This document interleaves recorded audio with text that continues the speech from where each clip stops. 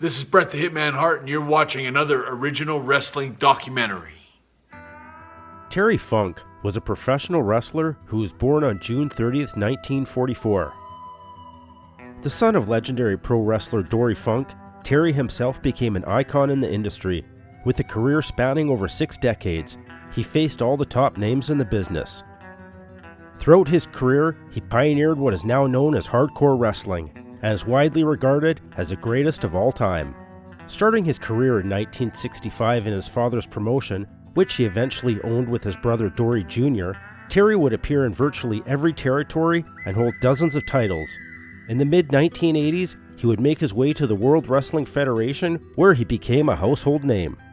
Known for his rough and tough demeanor in the ring and his brawling style, behind the scenes he was soft-spoken and went out of his way to help younger wrestlers, including a young Mick Foley, when in Japan in 1995, the two would face each other in one of the greatest death matches of all time, where many considered this the passing of the torch by Terry by putting him over. He was quoted in a 2010 interview saying that he would never retire and wrestled his last match in 2017 at the age of 74. In 2021, it was reported he was battling dementia and later Parkinson's disease. These conditions, along with the toll his wrestling career took on his body, likely contributed to the decline of his overall health.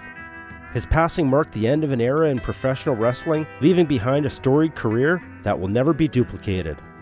This is the story of Terry Funk.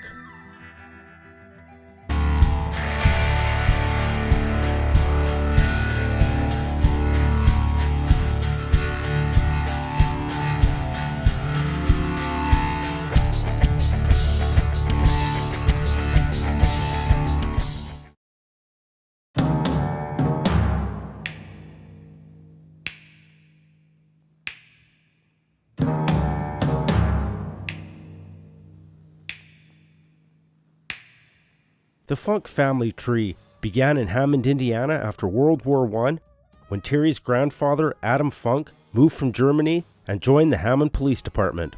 He not only would come in contact with Al Capone on a regular basis, he also killed at least 6 people in the line of duty.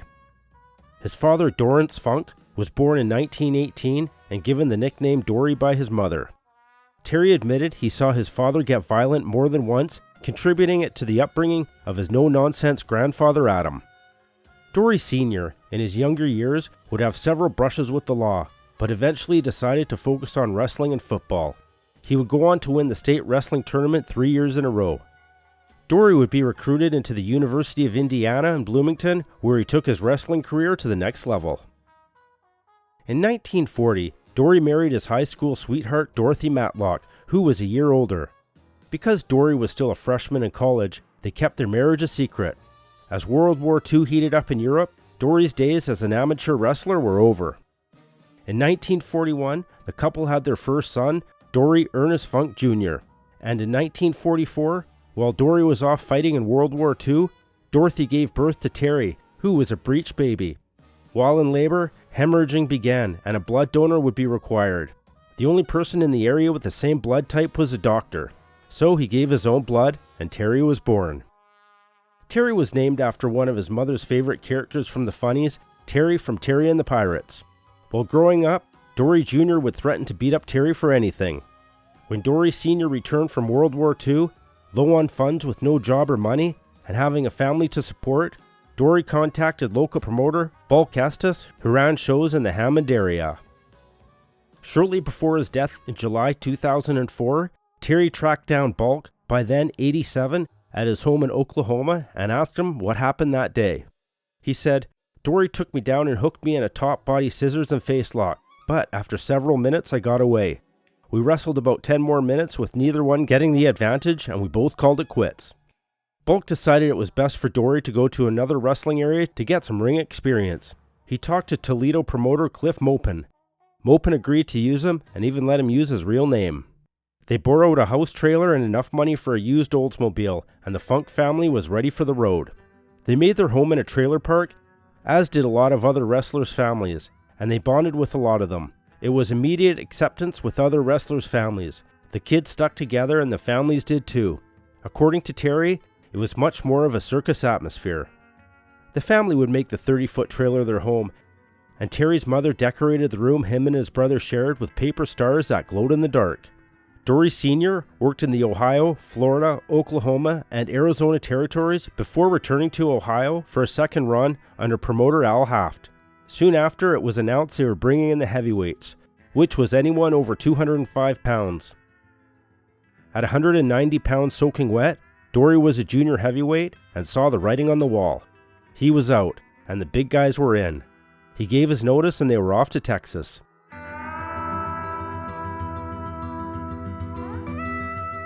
The couple decided they wanted to lay down some roots. With Dory Jr. changing schools all the time, and Terry just reaching school age, Dory and Dorothy decided, like other families, they wanted a home and stability. As Terry and Dory got older, their fights with each other became more regular, with their mother swatting at them with a rolled-up newspaper to keep them in line. It was evident the boys had completely different personalities. While Dory was more laid back and reserved, Terry was crazy enough to try anything, including having a pet skunk named Stinky, who had its scent glands removed. Because wrestling wasn't yet a viable option to support his family, Dory Sr. got a job as a superintendent at the boys' ranch under Cal Farley, who was also a professional wrestler. Dory Sr. ran the entire ranch for 140 kids. Dory would work at the ranch all day and occasionally wrestle at night. As a child, Terry was convinced his father was fighting for his life. Even though he usually knew the other person his father was fighting, he never once questioned the legitimacy of the sport. Terry would go to the arena and cry while watching his father get beaten up, much like his own kids would do decades later. According to Terry, all through his years in school, he would constantly defend his dad as people would regularly refer to him as a phony. In 1952, Terry was chosen as Boy of the Year by the National Athletic Achievement Committee of the YMCA.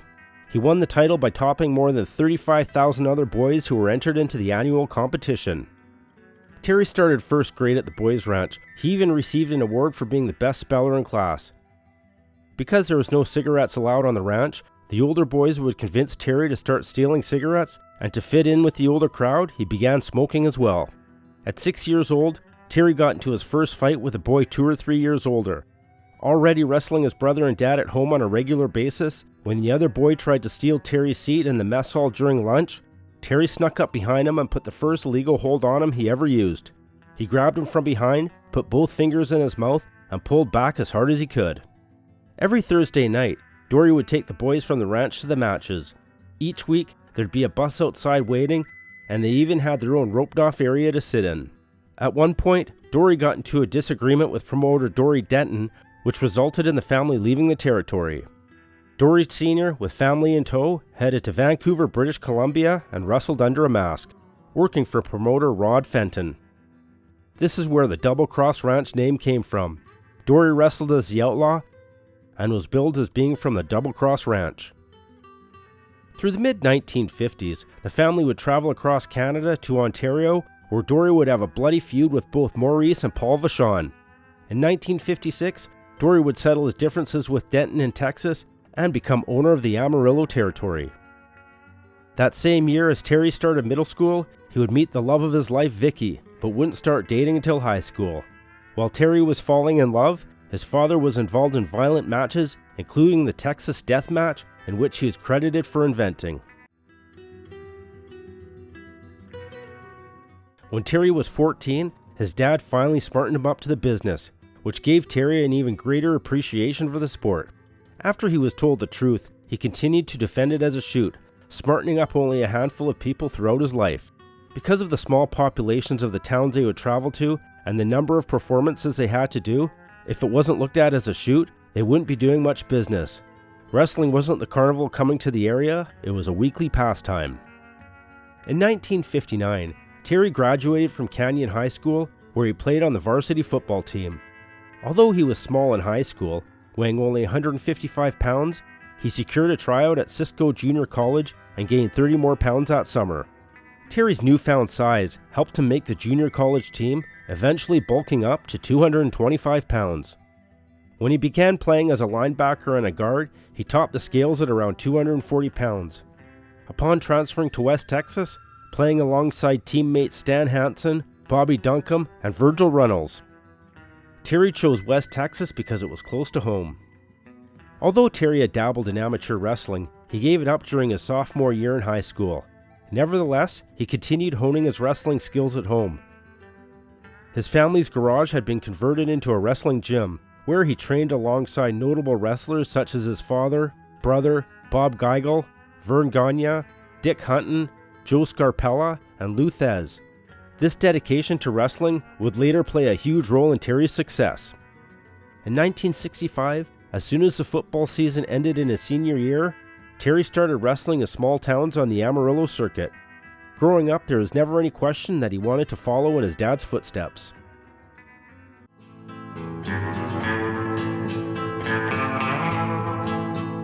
Not only did Terry debut in the ring, he also purchased his first car, a 1965 Galaxy for $3,200.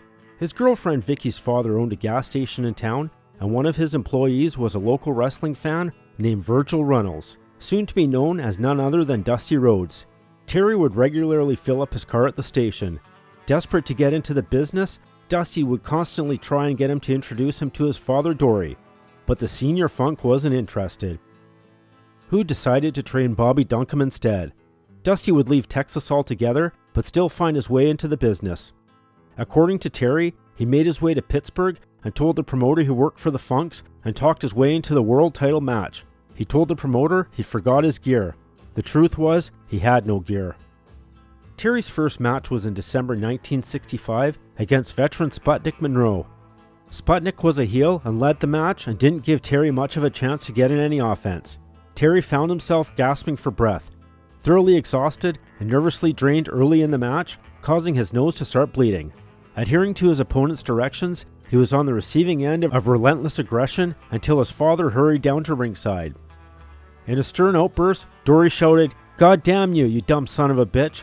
You're letting him eat your ass up. Get off your goddamn ass and do something, or I'll beat your ass." Fueled by his father's threats, Terry sprang into action, executing swift moves that led to a successful pin and an upset on Sputnik. Despite the victory, Terry faced additional criticism from his father in the locker room, who had more choice words for him following the match.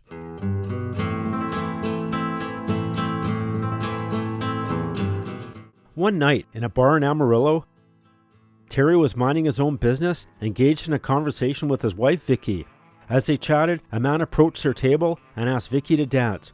Politely, Terry intervened, requesting the man wait as he was currently talking with his wife. Upon recognizing him as Terry Funk, the man extended his hand for a handshake. However, instead of a customary handshake, the man gripped Terry's hands with excessive force. Despite the discomfort, Terry attempted to downplay the situation. The man, although a hefty 300 pounds, lacked a muscular build. Unable to endure the intense pressure, Terry instinctively retaliated by delivering a powerful slap, causing the man to topple onto the floor. In the aftermath, a diamond ring Terry had recently purchased flew off during the encounter. The bar's sturdy iron tables, including the one in which they were seated, played a crucial role in the unfolding events. After the man's fall, he clung onto one of the heavy tables for support. Terry, attempting to assist him, grabbed the man's pants.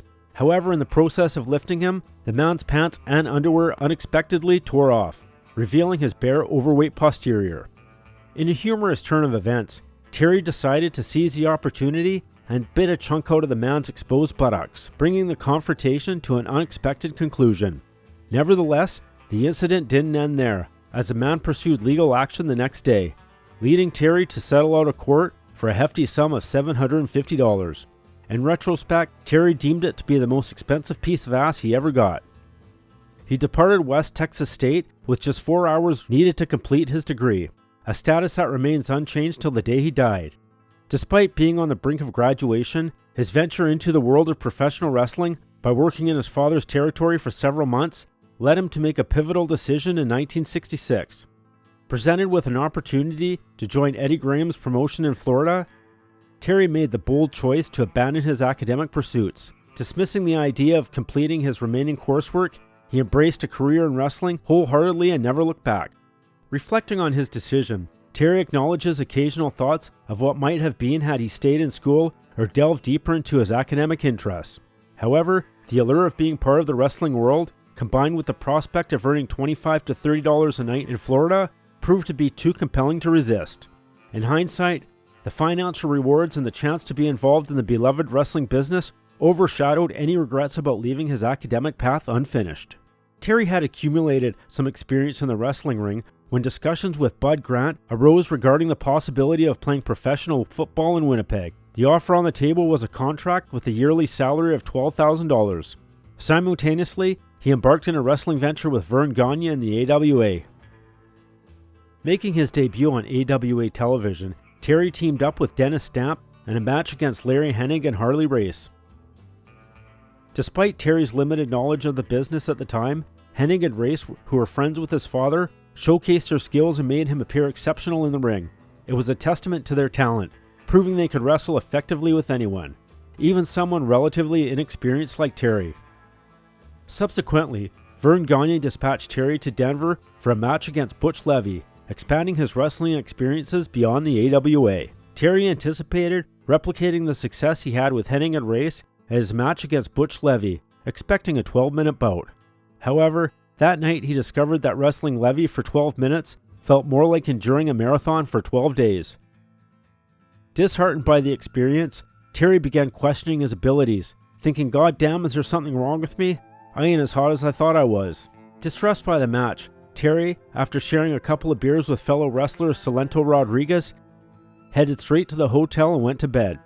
Before leaving Amarillo, his father had explicitly warned him not to indulge in excessive drinking and to conduct himself professionally while working for Vern.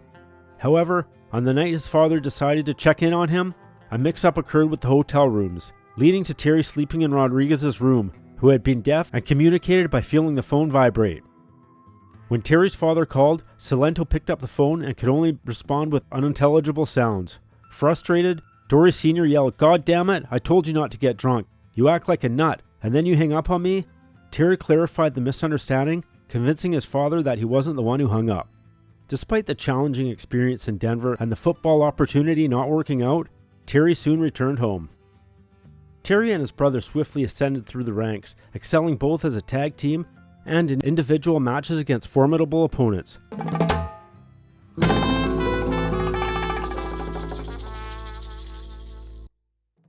While in Florida, Eddie Graham would become a mentor to Terry, as Terry saw many similarities between Eddie and his father. But one difference was, according to Terry, Eddie held his son Mike back and never tried to get him over as a superstar.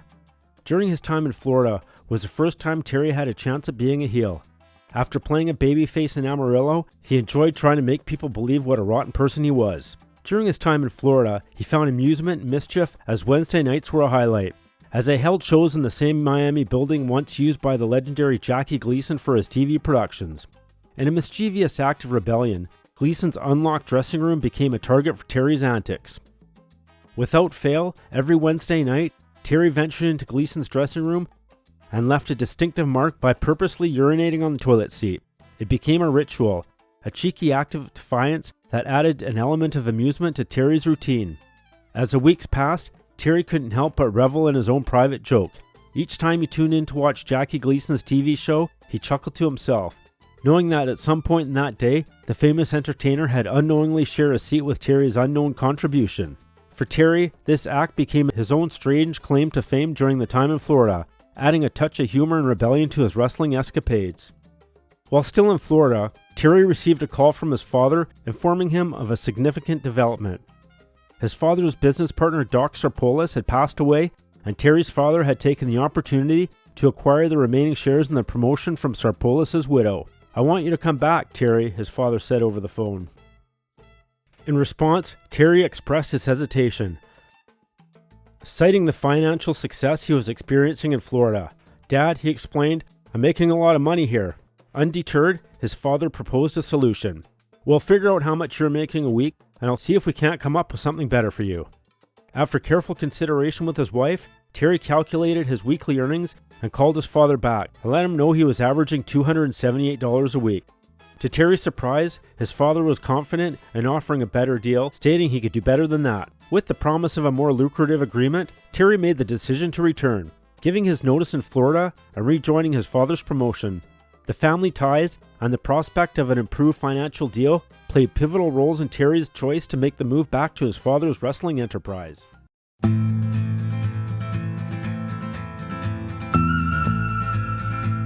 While demonstrating a wrestling hold at his home to a visitor in 1973, Dory Funk Sr. had a heart attack and passed away in the ambulance on the way to the hospital with both his sons by his side, leaving the brothers as owners of the territory. In 1974, Terry Funk even challenged Muhammad Ali to a fight and offered him $250,000. Although the boxer never agreed to fight Terry Funk, he did agree to a match with Antonio Inoki 2 years later. After Terry's father passed away, anxiety attacks plagued him. Convinced that heart problems were imminent, 6 months post to his demise, returning from a show in New Mexico, Terry experienced a sudden flash of symptoms. Seeking refuge in the nearest hospital, his blood pressure registered dangerously high levels. The haunting fear of a fate similar to his father's had induced his self-inflicted panic.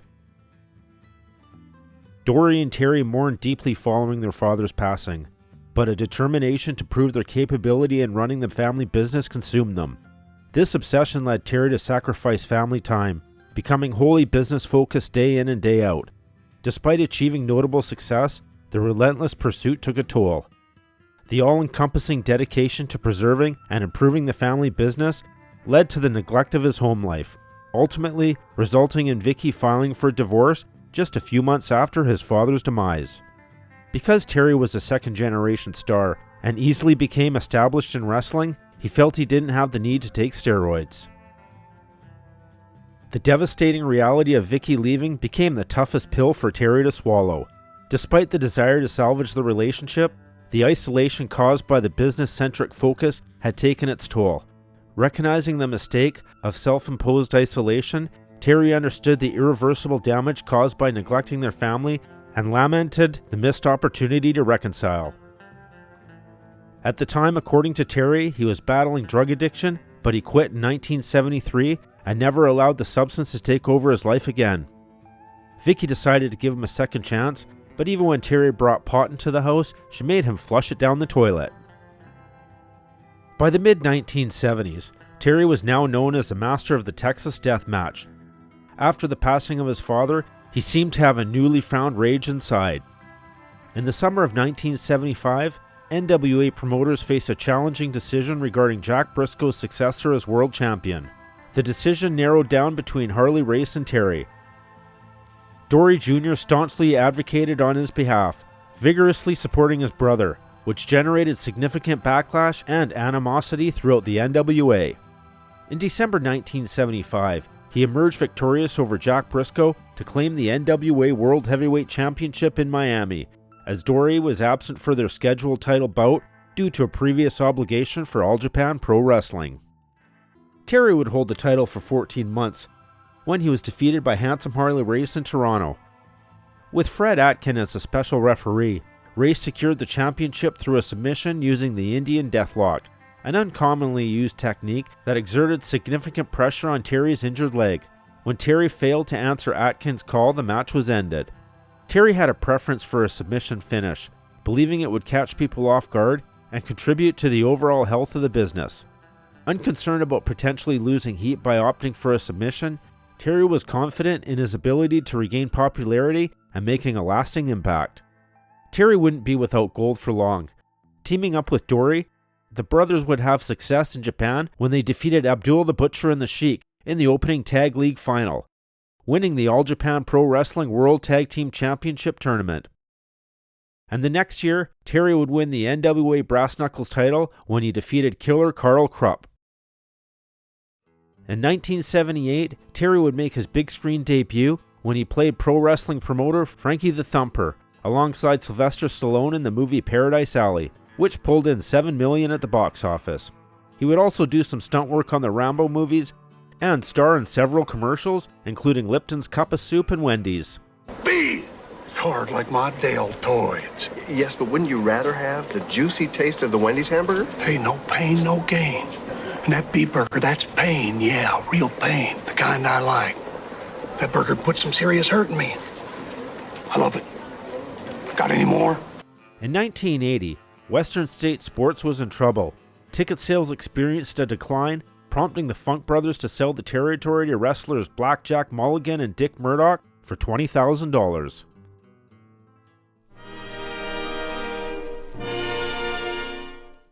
In 1981, Terry engaged in a feud with Jerry Lawler while spending time in the Continental Wrestling Association. A particularly memorable encounter in this rivalry unfolded in April 1981 at the Mid-South Coliseum in Memphis, Tennessee. The unique aspect of the match was its setting, an empty arena, only with Lance Russell, a cameraman, and a photographer as witnesses. Terry had issued the challenge to Lawler due to his perceived unfair treatment in Memphis at the time. The confrontation was brief, lasting only a few minutes, and culminated in Terry attempting to injure Jerry Lawler's eye with a broken 2x4. However, Lawler countered by kicking Terry's elbow, causing him to inadvertently strike himself in the eye. This dramatic incident was captured on tape and subsequently aired on April 25, 1981.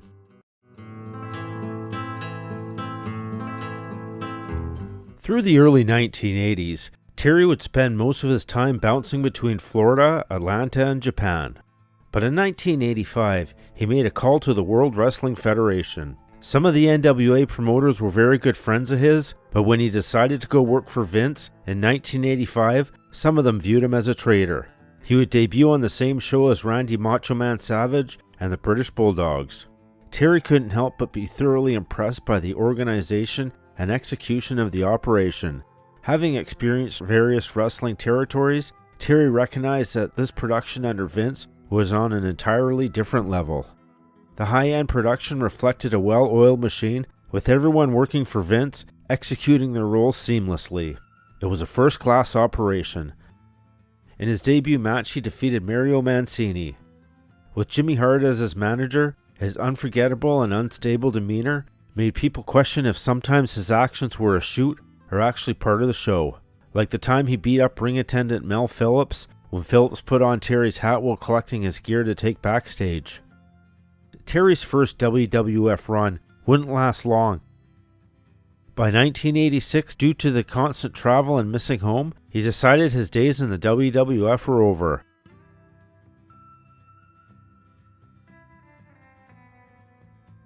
While the WWF would introduce a new character complete with a Lone Ranger style mask, Jimmy Jack Funk was Terry's new storyline younger brother.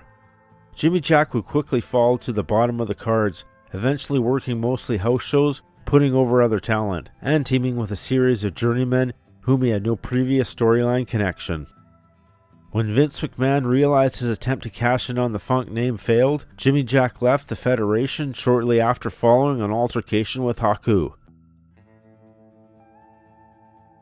In August of 1987, he found himself working one last WWF show. It was in Houston for a show commemorating the retirement of Paul Bosch.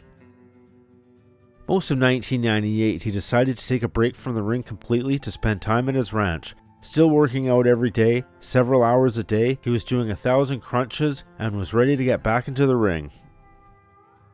Terry would return to Dusty Rhodes' promotion in Florida and have a short-lived feud with Dustin Rhodes. Shortly after Terry concluded his involvement with Dusty, a call came from Jim Herd. The invitation was to participate in a Clash of Champions show scheduled for April 2, 1989. The purpose was to pay tribute to past NWA World Champions. Terry also had the opportunity to announce the main event featuring Ric Flair vs. Ricky Steamboat alongside Jim Ross.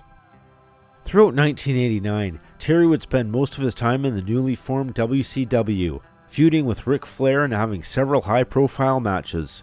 By 1990, he would be back making several tours in Japan, even appearing in the FMW promotion. In late 1993, Terry received an offer to work with the WWF. They approached him about becoming head booker, and the plan was for him to participate in the Survivor Series show in Boston. They wanted Terry to wear a strange outfit with a blue mask, playing one of Jerry Lawler's nights in a tag match against Bret Hart and his three brothers. The scripted outcome involved Bret defeating Terry, revealing his face, and then applying his finishing move, the sharpshooter, for another victory. Following this, Terry was expected to take over as creative head of the company, replacing his old friend Pat Patterson, who was looking to step down and spend more time at home. After meeting with the WWF in New York City, Terry felt a culture shock transitioning from his ranch's open space to the hustle and bustle of the city. The logistic challenge and fast-paced lifestyle made him reconsider the deal.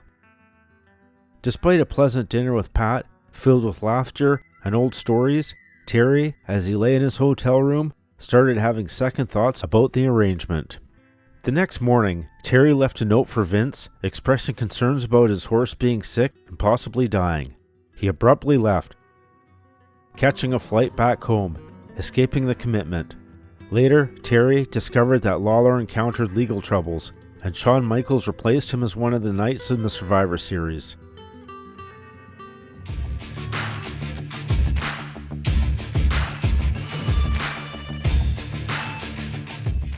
In 1996, he made his first appearance in the ECW when he teamed with Tommy Dreamer to defeat Brian Lee and Shane Douglas. Already secure in his finances and an established bona fide legend in the business, and with his wife pleading with him to hang up his boots and retire, Terry opted to sign with a smaller promotion because he was dedicated to helping create and train new stars. In the latter part of 1997, ECW would begin trading talent with the World Wrestling Federation, and Terry once again would be on the main stage. He would now be known as Chainsaw Charlie, wearing a see-through nylon mask and forming a team with Mankind, even winning the WWF Tag Team titles. Terry's last match in the WWF would be on a house show in early 1998, losing to Mankind. He would bounce back to the WCW, where he would make sporadic appearances until it shut down in 2001. Terry underwent surgery for a hernia on September 12, 2016, and despite doctor's orders for bed resting lasting a few weeks, he opted to attend Tommy Dreamer's House of Hardcore show instead.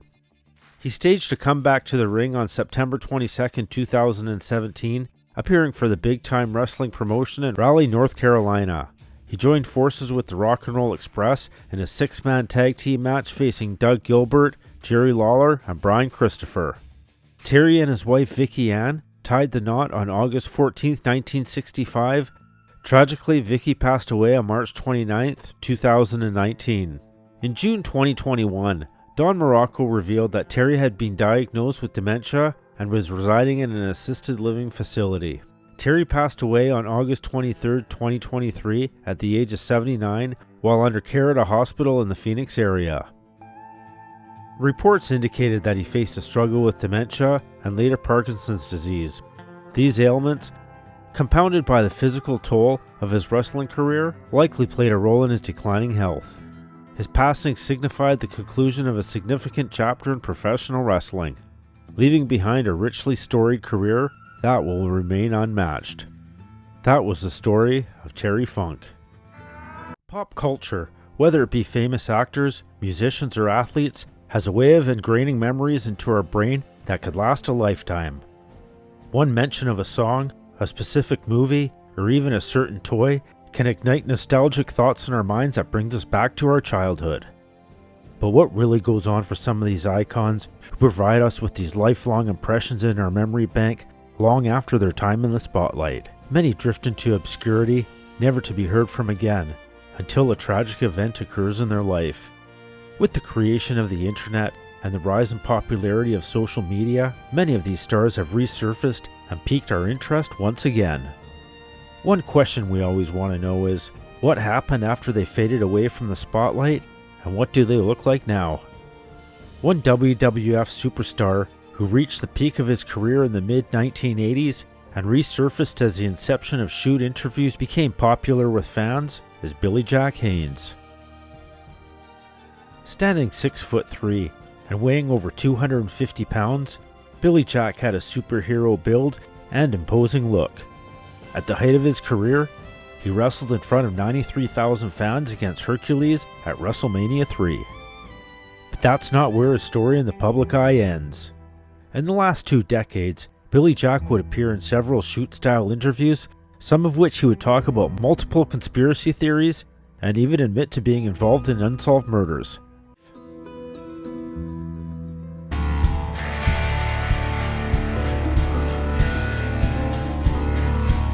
Okay, listen please. It's been 3 months. Now the tape was never played.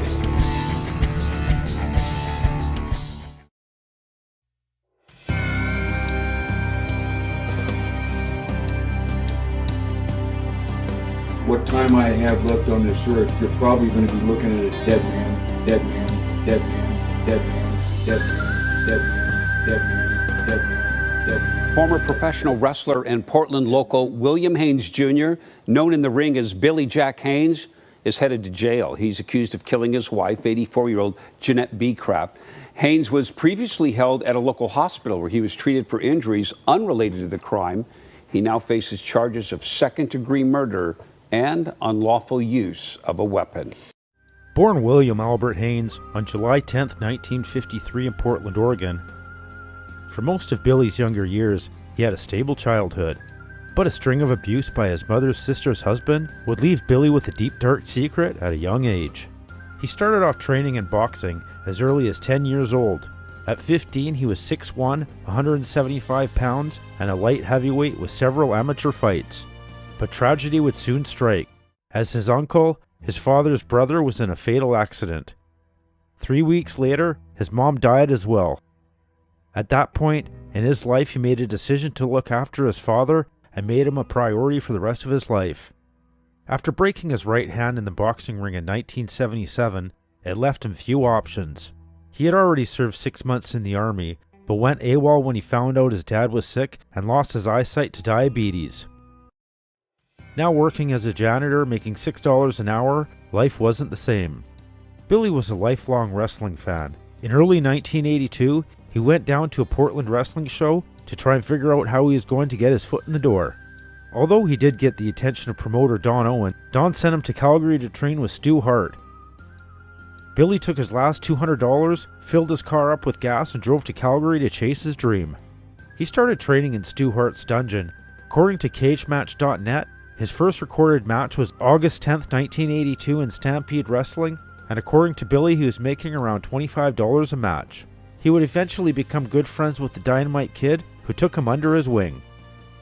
By fall of that year, he debuted in Portland Wrestling, immediately headlining cards and now making $1,000 to $1,500 a week. Simply known as Bill Haynes, he would later take on the moniker Billy Jack, and would later add his last name after legal threats by actor Tom Laughlin, who starred in the original Billy Jack movie. In 1983, he got married to female wrestler Jeannie Clark, who was also known as Lady Blossom, but they would split the following year.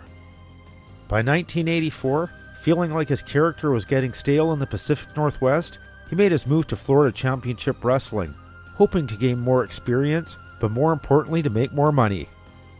By November of that year, Billy would make his WWF debut against Jerry Valiant in Chicago, Illinois. After the match, Billy would get word from home that his dad had a stroke. Without hesitating, he immediately flew home to his dad and was fired by the WWF.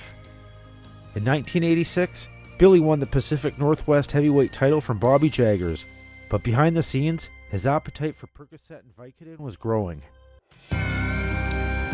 I said about a year ago I didn't know if I was going to retire or what. I've been training for 3 months, and I know you can hear me out there.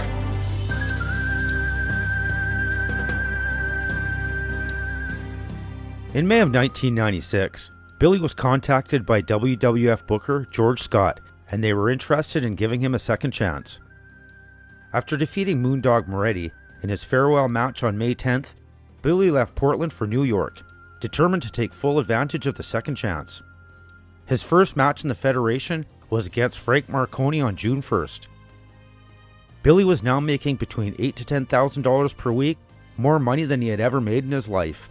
But almost immediately, he was finding it hard to keep up with the travel schedule, and his drug use became more rampant.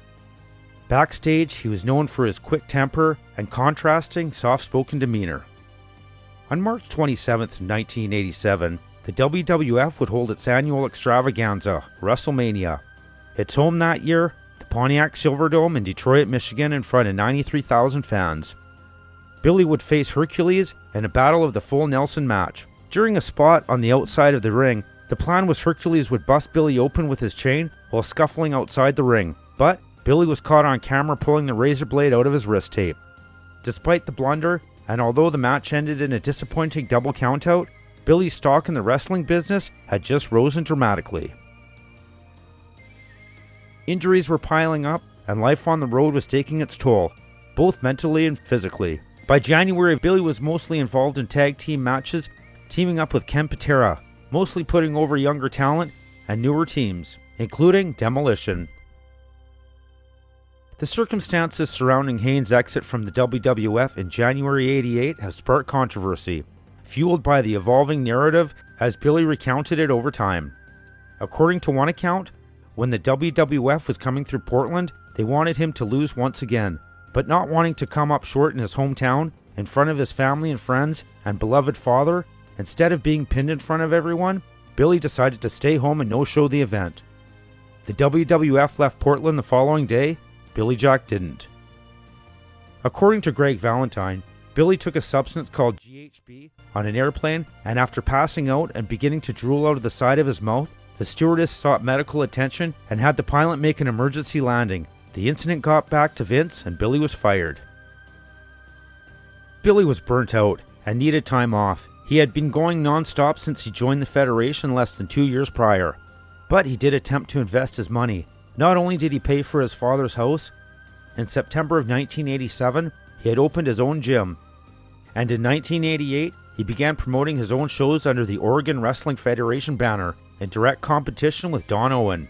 He had done what most men only dream of, hit the big time hard enough to make enough money to get out sooner than later.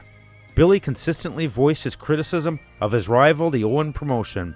Even though he had recruited several of his old friends from Owen, after hiring big names and only producing mediocre shows, Billy was soon spending over $5,000 every week of his own money.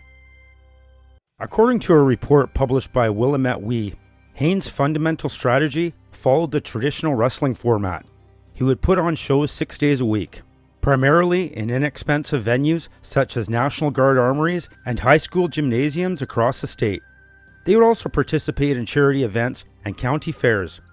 The pivotal Saturday event would occur in Oregon City, the OWF's hometown, at an arena conveniently situated near Billy Jack's gym. He secured a contract with KPDX Channel 44 to produce and broadcast his program. This particular show would be televised, serving as the primary advertising platform for the other 6 weekly events. However, what truly set Haynes' organization apart from all others was the caliber of its wrestlers. Drawing from his own experience, Haynes understood which incentives would entice talented, skilled performers to leave their current pursuits and journey to Oregon. When Billy Jack initiated his long-distance phone recruiting campaign, he dangled the irresistible bait of exceptionally high pay by regional standards, guarantees ranging from $800 to $1,000 per week. He also assured them of transportation, providing 2 chauffeured vans, one for the heroes and one for the villains. Wrestlers would receive a portion of their profits from merchandise such as posters, t-shirts, and even action figures based on their in-ring personas. Additionally, there would be extensive TV coverage, ample advertising, and every safety precaution available for ring work. Billy's summons attracted over a dozen wrestlers and a top-tier referee. Notable names like Portland's Kip the Crippler Oliver, Coco Samoa, Brian Adams, Mean Mike Miller, Moondog Moretti, and Gorgeous Joey Jackson relinquished stable positions with Don Owen Promotions. Others hailed from various states such as North Carolina, Florida, California, Tennessee, Missouri, and New York, with some relocating their families over vast distances. Some even abandoned lucrative careers outside of wrestling to heed Haynes' call. Mr. Magnificent, Kevin Kelly, a prominent figure in the Midwestern circuit, entrusted his Minneapolis car dealership to a manager and promptly flew to Portland upon receiving Billy Jack's invitation. By March and early April, the OWF started revealing cracks in its foundation. When Billy's business partner Kaplan requested a contract, Haynes declined. Even before Haynes' inaugural wrestling event, Kaplan withdrew from the venture, claiming to have taken with him over $100,000 worth of potential investors. Upon the wrestlers' arrival, Haynes requested that they work for half the guaranteed money, stating it was temporary until the promotion gets off the ground. Even at half pay, it exceeded what many of them had been earning in their prior territories. Following months of meticulous preparation, the highly anticipated OWF kickoff took place on Saturday night, May 7th, at the 2,000-seat Oregon City Civic Center. The OWF debut drew an audience of 1,800 people, but their attendance declined significantly thereafter. Only 550 showed up the following Saturday. While the Saturday night shows typically attracted between 300 and 600 ticket buyers, attendance for the other 6 nights either failed to materialize or rapidly dwindled. The shows during the week regularly drew crowds under 50.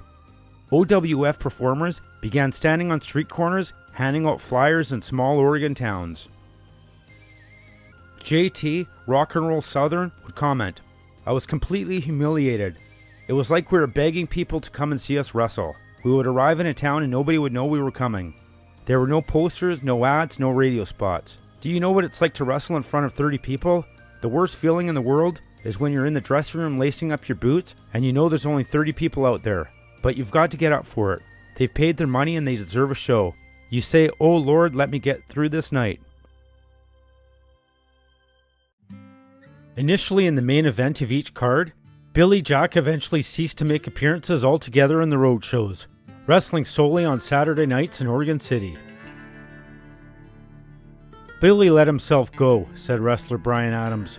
"His hair was a mess, he didn't shower, he was in the worst shape of his life. He didn't even bother to put his teeth in anymore." When Billy's expectations of through-the-roof ticket sales didn't get off the ground, he started shorting the wrestlers on payouts. "I was getting $400, explained Coco Samoa. Then one week he gave me $300 and told me he'd make up the difference the next week. The next week he'd give me $200 and say he'd make it all up in the next check. But the next week it was down $150. For the first time in his 18-year wrestling career, he didn't have enough to pay his own rent. Payments were also lagging behind on utility and equipment bills, as well as the lease for the Oregon City Arena. The stress was wreaking havoc on Billy's sleep. Most of the original crew, including a referee, had already departed, resorting to borrowing money or selling and pawning belongings to fund their departure from Oregon. Billy surprised the remaining crew when he informed a local newspaper that the departing wrestlers had been released due to failing drug tests. On Friday, July 15th, the already strained relationship between Billy Jack and his team reached a breaking point. After receiving their $150 paychecks, all the wrestlers insisted on a meeting with Billy. Following 2 disastrous and badly arranged shows, the Oregon Boxing and Wrestling Commission refused to issue any more permits or licenses to Oregon Wrestling Federation. It was over. The venture had lasted less than 3 months. During the first days and weeks after the closure of OWF, a flood of enraged wrestlers and creditors, Billy hid out at his secret location and ignored all of his phone calls. He would eventually come out of hiding and issue the following statement: "I was a promoter and it was my responsibility to make sure things got done. I didn't do it. I've lost my dream and I feel lower than a midget. I thought I was cut out to be a promoter, but I was wrong. I'm not a big enough prick." So after only a few months, he was down over $1 million and the promotion folded. At the same time, his gym also shut down. He had no choice but to go back to work for Don Owen. By the end of 1988, both his savings account and his list of friends had shrunk to almost nothing. Due to stress and a lack of exercise, he was in the worst physical shape he had ever been in before. He had a dozen creditors threatening lawsuits and was on the brink of bankruptcy. Billy would spend some time in Japan, but within a year, he was back in Portland working for Don Owen.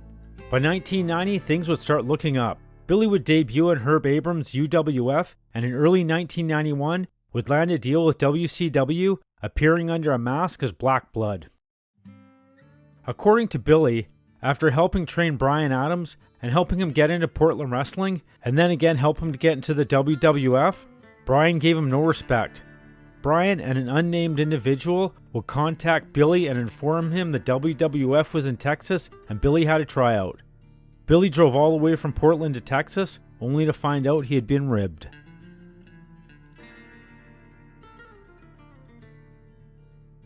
In 1993, Billy's beloved father passed away after months of watching his dad suffering and some nights screaming in pain. It was almost a blessing in disguise. But the void left in Billy's life would be impossible to fill. He would spend the next few years spiraling out of control, completely broke, but being recognized everywhere he went didn't help matters. He would bounce around throughout various territories until his official retirement from wrestling in early 1996. Directly after that, he went to host a short-lived radio show. By 1998, Billy was penniless, and for better or worse, still recognized everywhere he went. By September 2001, he would travel to every hospital and clinic in Oregon and lie to the nurses and doctors for the pain pill Vicodin. But the police were onto him, and he was soon arrested and charged. In 2002, now on federal probation, Billy made an attempt to change his life. He quit using drugs with the use of methadone, and his life was starting to finally feel normal. He admitted that his biggest fear in life was being a celebrity and people finding out he was a drug addict. In 2006, Billy ended up in a hospital when he was attacked outside a body shop in Portland. This was due to Billy allegedly skimming off the top while being a mule in a marijuana smuggling operation years ago after finding out he was being underpaid and lied to. Unbeknownst to him, he was transporting cocaine, not marijuana. According to Billy, he was beaten within an inch of his life.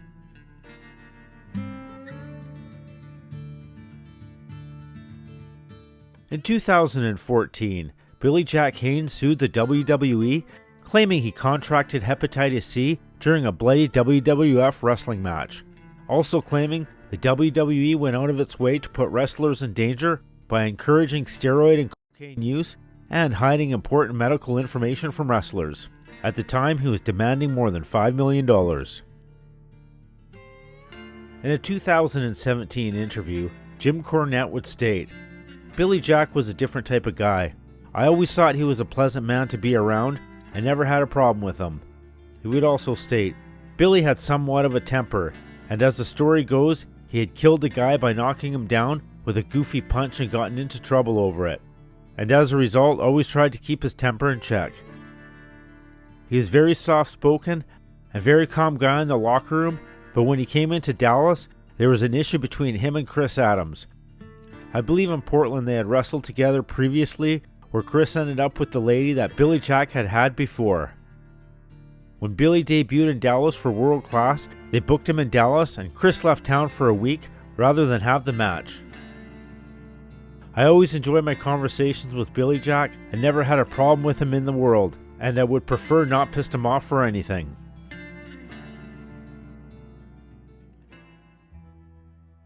Billy later on would claim he had been witness to a high-profile unsolved case referred to as the Boys on the Tracks, which took place in August of 1987 and involved a high-profile politician.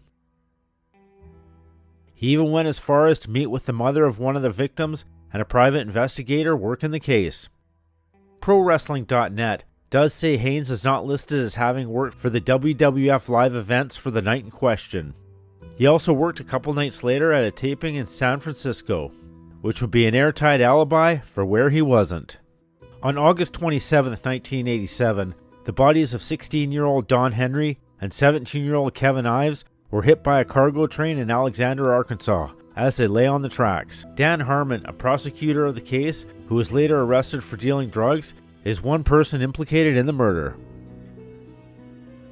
In January of 2018, Billy Jack Haynes came forward on the Doc Washburn show, claiming to have been involved in the drug business and a witness to the murders, and even videotaped them. According to the head investigator who was working the case, Billy Jack Haynes took a lie detector test and it came back inconclusive because at the time, Billy had some health issues affecting the test. But it was taken into account Billy would essentially be risking his freedom and possibly his life by coming forward, and knew some of the people directly involved. 3 law enforcement officers, 2 attorneys/politicians, and a bouncer for a local nightclub. He also named the governor as having directed the events of the night. Not only does the investigator believe his story, he believes he was there during the night the boys were murdered. In 2018, he had a meeting with Gene Duffy, who was head of the task force for the law enforcement community in Arkansas. According to the detective's homepage, he stated in his comments, "Billy Jack Haynes got up to walk out of his first and last meeting with Gene Duffy after she insulted him when he tried to answer Duffy's question. What happened on the tracks when the boys were murdered?" Billy Jack started telling Duffy his life story. To put context into his life leading to Kevin and Don's murders, when Billy Jack began his story, he mentioned his blind dad. Gene Duffy rudely said, "I don't care about your blind dad. I want to know about the boys' murders." The statement really upset Billy. His father was his hero. Without answering any further questions, Billy walked out before the interview was over. The case still remains unsolved.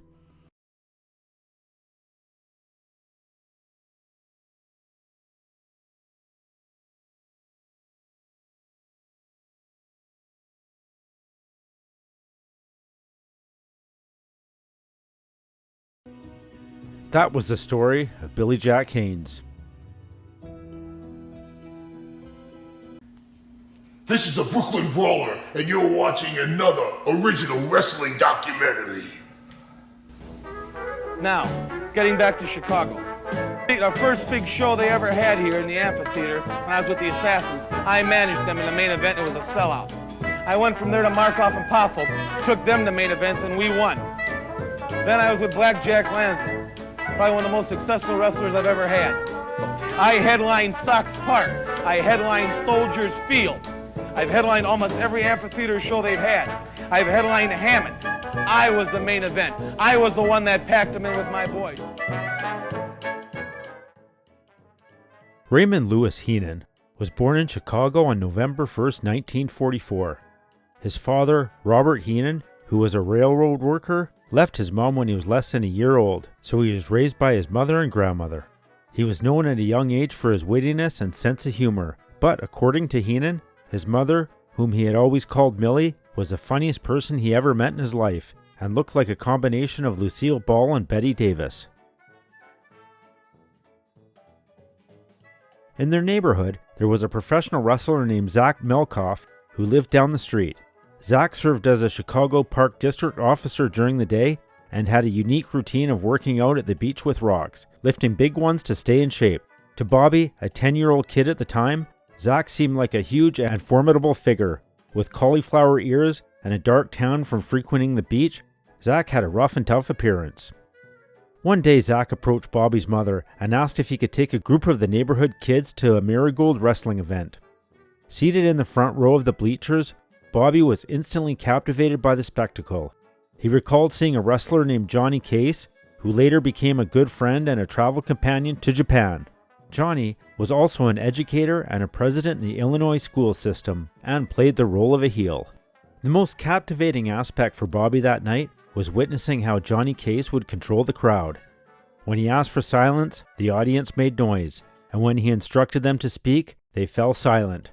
Bobby was amazed at how a man could command a crowd and evoke excitement, especially when soaring through the air. Right there, he became hooked. Wrestling became something he felt compelled to pursue, despite having previously harbored dreams of becoming a baseball player and being a huge Cubs fan, only living a few miles from Wrigley Field. After Marigold Television went off the air, there wasn't much wrestling that Bobby could recall. At the time, he lived in an apartment hotel which his mother managed. Him and his buddies would enter the lobby and engage in tag team matches, taking bumps on the furniture, creating their own show based on what they had witnessed on television. In 1959, Vince McMahon Sr. commenced running his TV show in Chicago, collaborating with Fred Collar, the local promoter. The show originated from Bridgeport, Connecticut, airing for 2 hours from midnight on Saturday until 2 a.m. the following morning. In awe, Bobby witnessed the likes of Johnny Valentine, Buddy Rogers, Bearcat Wright, the Kangaroos, and the Graham Brothers. It differed from the wrestling he had watched in 1954 at the Marigold. Though still on television and not live, it provided an up-close view of these wrestlers. The fascination persisted.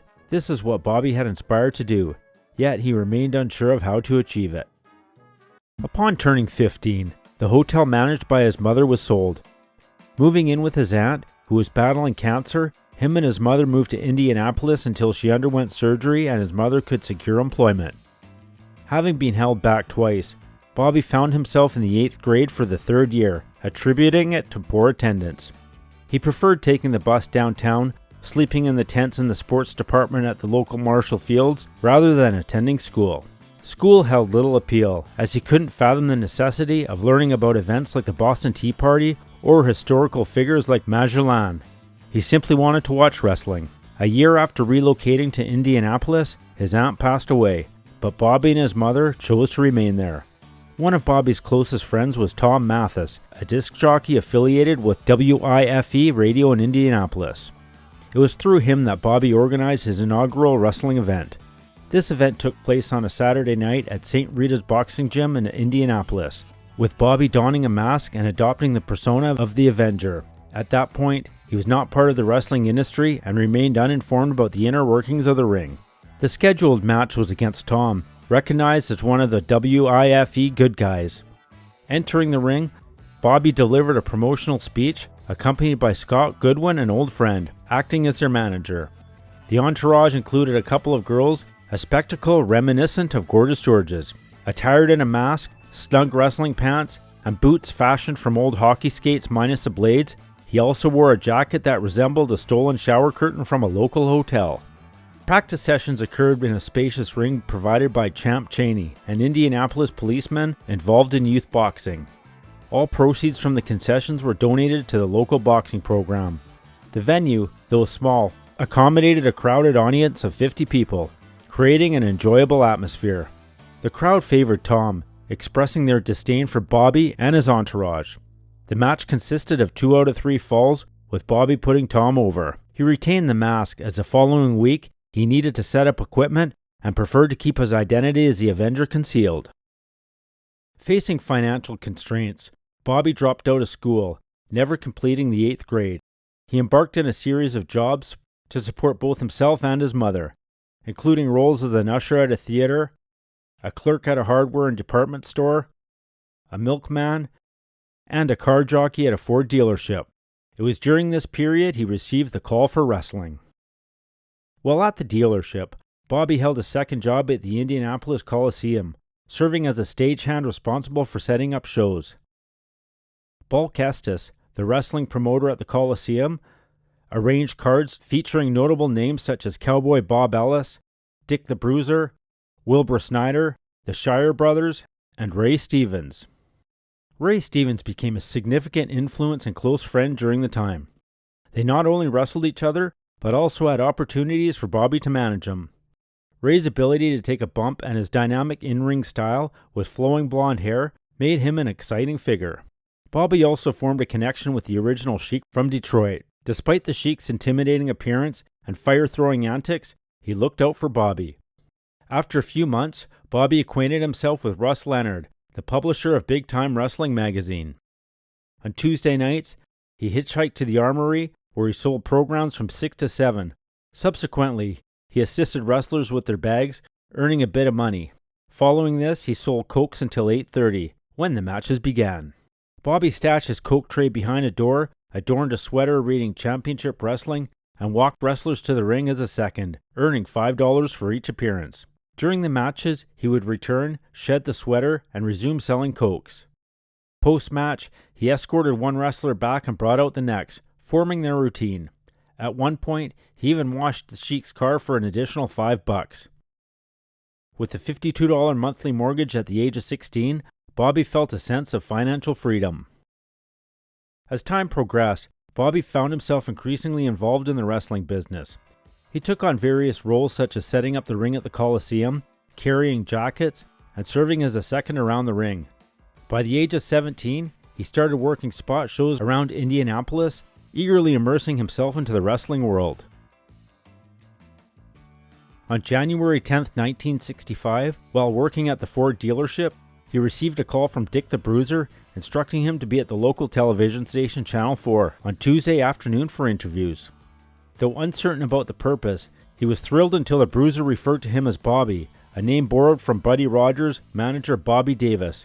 Despite the mix-up, he followed the Bruiser's instructions. After that, he was no longer known as Ray and would now be known as Bobby Heenan. Upon arrival, he found Bruiser and the tag team known as the Assassins, comprised of Joe Tommaso and Guy Mitchell, who wore masks. The Bruiser decided to appoint Bobby as the manager for the Assassins. Bruiser instructed them to be at the Holiday Inn on Highway 31 at 6 p.m. for a trip to Louisville. With no limos or first-class service, they embarked on a journey with the Bruiser, Wilbur Snyder, Guy, and himself in the car. During the ride, Bruiser and Wilbur engaged in a conversation using Carney language, a code unfamiliar to Bobby at the time. Pondering his purpose for the trip, he counted cows, uncertain about his role as a manager. Upon arrival in Louisville, Bruiser and Wilbur decided to initiate Bobby into the wrestling business. Bruiser handed him a mask, instructing him to put it on and emphasizing the staged nature of the matches. Bobby was warned against revealing the secrets and informed that any breach would result in severe consequences. Let me tell you something. This is professional wrestling. This isn't boxing. This isn't karate. This isn't judo, a street fight, or anything else, or a back alley brawl. This is professional wrestling, where you use wrestling holds. If you're that stupid and can't get it through your head what a wrestling hold is, maybe I can take a little time out and show you. Now, let me be this simple and make it real easy for you to understand, dummy, and everybody else to understand. In the dressing room, Bobby, now masked, introduced himself to other wrestlers, transitioning from his previous role of carrying jackets. He participated in a match against Moose Cholak and Wilbur Snyder. Moose, a sizable and clumsy opponent, was known for his dangerous presence in the ring. Bobby was given the finishing sequence, a jump onto the apron during the match, and Moose would bring him into the ring to unmask him. Entertaining thoughts of significant earnings, he imagined making $10,000 that night. However, the plan went awry as Moose struggled to remove the tightly knotted mask, eventually unmasking Bobby. Bobby leaped out of the ring and encountered a woman from Louisville with a distinctive rural demeanor. In an unexpected turn, the woman, lacking teeth, extinguished her cigar on Bobby's neck. Law enforcement intervened, detaining the woman, while Bobby hastily retreated to the dressing room. Post-incident, Bobby emerged from hiding and swiftly dressed before departing in a car. Arriving in Indianapolis at 2 a.m., he received a meager $5 from the Bruiser, reflecting on the tumultuous night. Despite the challenging experiences, Bobby's passion for wrestling intensified. A few weeks later, his dual roles as a car dealership employee and a burgeoning wrestling figure clashed when the dealership boss discovered his wrestling pursuits. The conflict escalated, resulting in him losing his regular job. Undeterred, he expressed his commitment to full-time wrestling to the Bruiser, despite the revelation that wrestling income wasn't significantly higher. Embracing the persona of Pretty Boy Bobby Heenan, inspired by Larry Hennig, Bobby seamlessly transitioned into wrestling. His lack of formal training didn't hinder his ability to perform and take bumps. Nights were spent setting up the ring and engaging in tag matches after the shows, contributing to their unconventional learning process. Bobby's unconventional training continued with friends, including Jim Kuntz and Tom Jones. They delved into managing, adopting a distinctive style by reacting passionately to the wrestlers' predicaments. Recognizing his physical limitations as a wrestler, he focused on leveraging his managerial skills, realizing that promoters preferred a dual role for cost efficiency. Reflecting on his initial wrestling match against Calvin Prince Pullins, Bobby candidly shared his struggles with endurance. Despite the challenges, the experience in his hometown was cherished. His career evolved through managing various tag teams and wrestlers, encountering unique opponents like a bear named Teddy. Bobby was also known as the first manager for the National Wrestling Alliance in St. Louis, offering a glimpse into the refined, sophisticated environment that contrasted sharply with the chaotic and boisterous wrestling scenes they were accustomed to.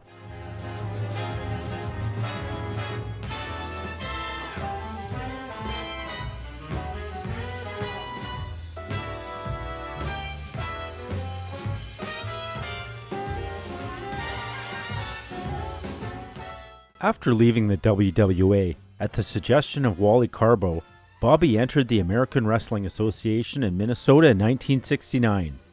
He encountered Larry Hennig, known as Pretty Boy, who was already teaming up with Harley Race. Initially adopting the moniker Gorgeous Bobby Heenan, Bobby grew dissatisfied with the common use of gorgeous in wrestling personas. He assumed the role of manager for the tag team comprising Nick Bockwinkel and Ray the Crippler Stevens, guiding them to capture a third AWA World Tag Team Championship. As Bockwinkel and Stevens engaged in a feud with the Crusher and Dick the Bruiser, the latter famously dubbed Heenan as the Weasel. This nickname stuck, and Heenan was henceforth referred to as Weasel by his adversaries throughout his wrestling career. The AWA marked the inception of the initial infamous heel stable, the Heenan family, featuring Bockwinkel, Bobby Duncombe Jr., and Blackjack Lanza. After 2 years in the AWA, Bobby returned to Indiana in 1971. However, he left Indianapolis for good in 1974 due to a financial dispute. Recounting an incident at Market Square Arena, where a show headlined by Dick the Bruiser and Sheik drew a crowd of 18,000, Bobby felt shortchanged with a $600 payoff compared to the Sheik's $2,000. This led to his decision to return to the AWA. In 1973, Bobby found himself in Japan with the Destroyer, who refused to remove his mask, a practice he maintained even in his retirement. Bobby spent considerable time with him in Japan, where the Destroyer, fluent in Japanese, became a beloved figure.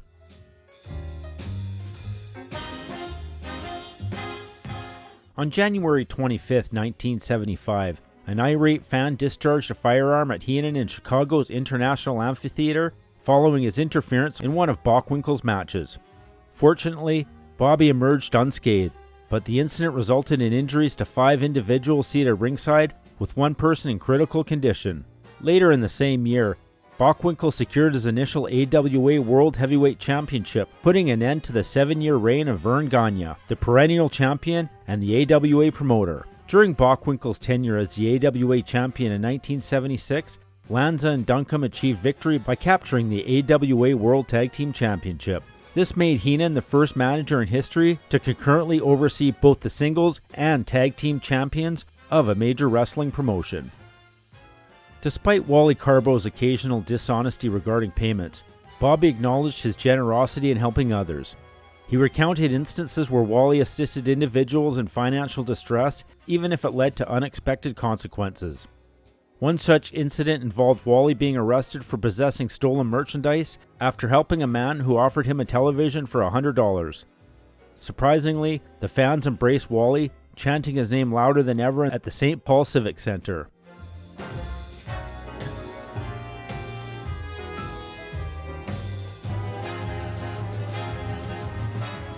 Recalling a journey from Manitoba back to Minneapolis with Wally, Bobby and Ray Stevens found themselves lost. In a humorous twist, Bobby explained to a police officer that they were hitchhiking while waiting for Wally, who had gone into a hotel for directions. After the encounter with the cop, Bobby the Brain Heenan found himself in a tense situation with Wally. Emerging from a hotel, Wally, visibly angered, informed Bobby that he had been fined $200 for an open bottle in the car and picking up hitchhikers.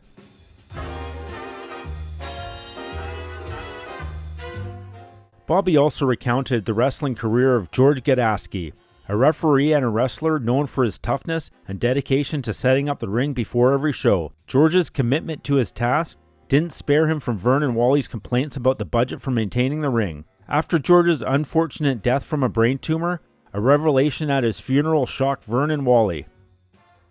George had built a barn using wood Vern had repeatedly bought for the ring, a fact that became apparent only after George's passing. Recalling Wally Carbo's gestures of hospitality, Bobby shared a humorous memory of Wally providing him a room at the Dykeman Hotel with a less than impressive view of the wall.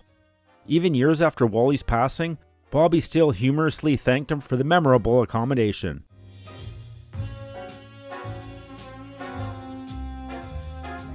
Returning to the AWA in 1974, Bobby managed Nick Bockwinkel and Ray Stevens.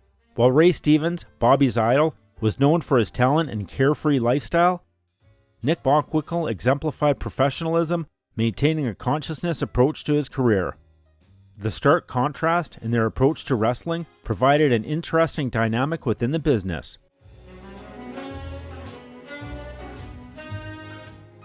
As Bobby and Nick Bockwinkel flew from Houston to Minneapolis after working for Texas promoter Paul Bosch, Bobby encountered a strange incident on the plane. Seated in the last row, he noticed a man attempting to open the emergency door.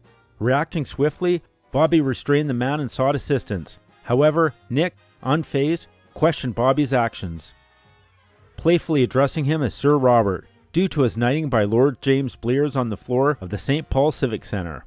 Later, Bobby learned that the man was recently released from a mental institution and was merely searching for the bathroom. Upon landing in Memphis, the pilot expressed gratitude, and Bobby humorously requested a free round-trip ticket, receiving 2 bottles of vodka instead.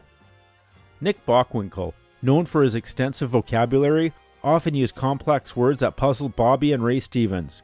Their playful banter included a misunderstanding about the term paradox. Baron von Raschke teased Nick about being educated beyond his means, highlighting his intellectual prowess.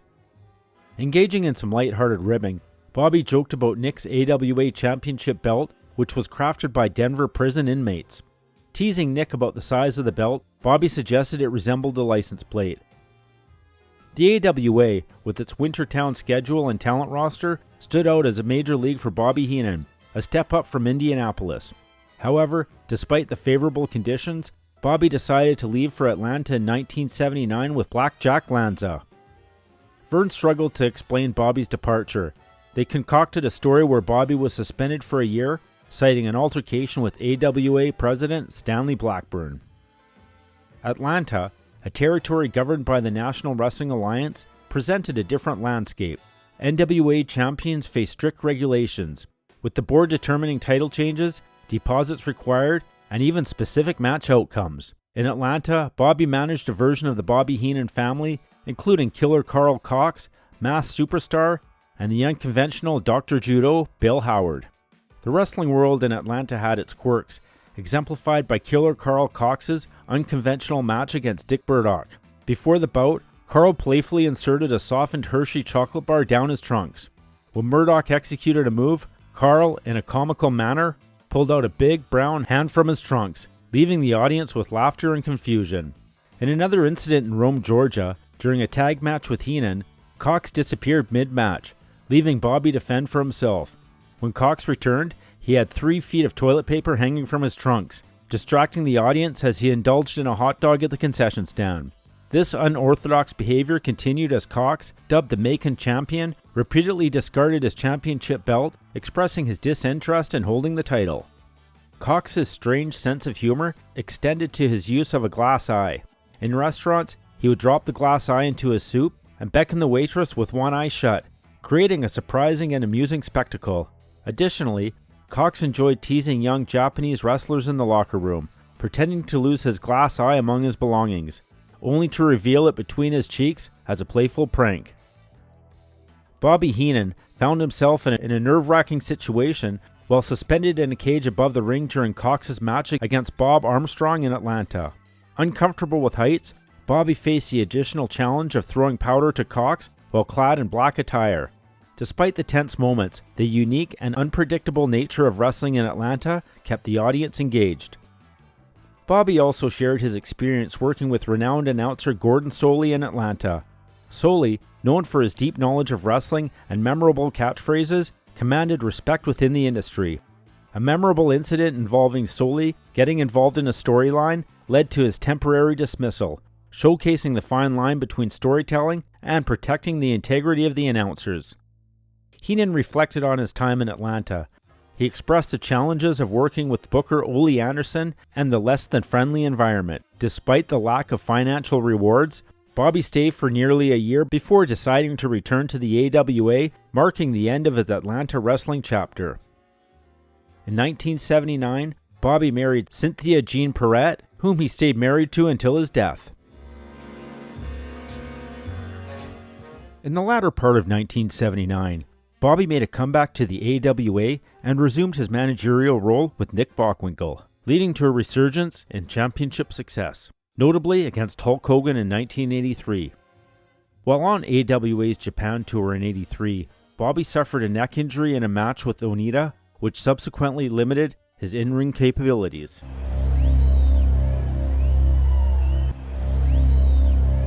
In 1984, he departed from the AWA to join the World Wrestling Federation. Unlike many AWA talents who left abruptly, Bobby honored the AWA's requirement of a 6-week notice for booking and syndication purposes. Despite claims by most talents that WWF promoter Vince McMahon incentivized them to disregard their notices, Bobby maintained his commitment to the Gagne family, working out his notice in good faith. Short and sweet. Stanley Blackburn, the president of the AWA, agreed with me for the past interference with Heenan's conduct, interfering in the matches. In the past 10 years, Heenan is through with the AWA. He is definitely suspended. He will not wrestle for the AWA or manage. His departure from AWA was acknowledged on the September 28th broadcast of AWA All-Star Wrestling, where Wally Carbo announced that Bobby had been suspended indefinitely by the AWA president Stanley Blackburn for inciting an attack on the Fabulous Ones by Heenan family members Nick Bockwinkel and Mr. Saito. In 1984, the WWF enlisted Bobby with the initial plan for him to manage Jesse Ventura. Unfortunately, Ventura's retirement, prompted by blood clots in his lungs, thwarted this intended partnership. Consequently, he directed his managerial role to Big John Studd, his close associate from the AWA.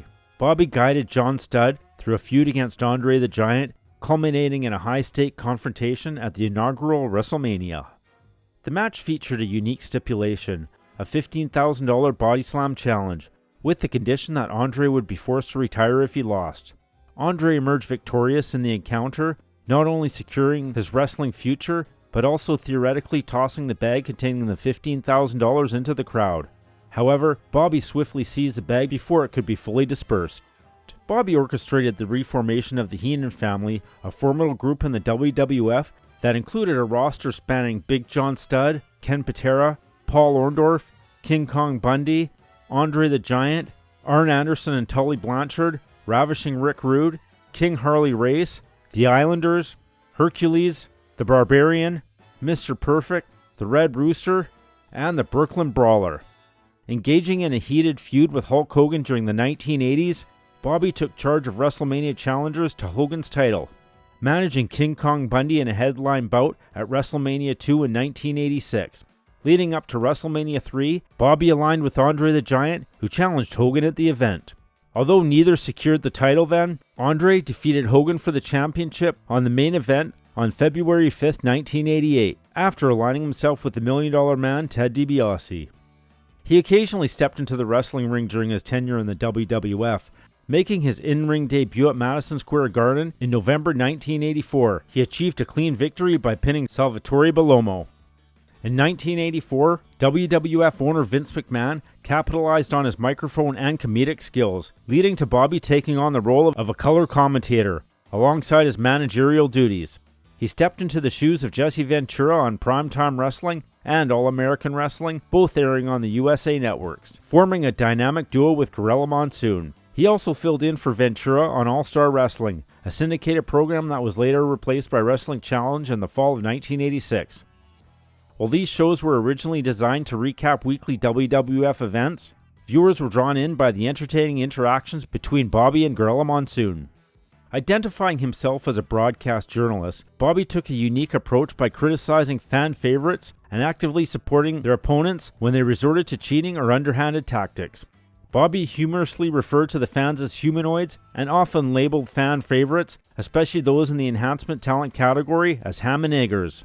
Their on-screen banter frequently saw Heenan launching into extended rants in favor of villainous wrestlers, prompting an exasperated Monsoon to interject with classic lines as, "Will you stop? Give me a break," or a sarcastic "please."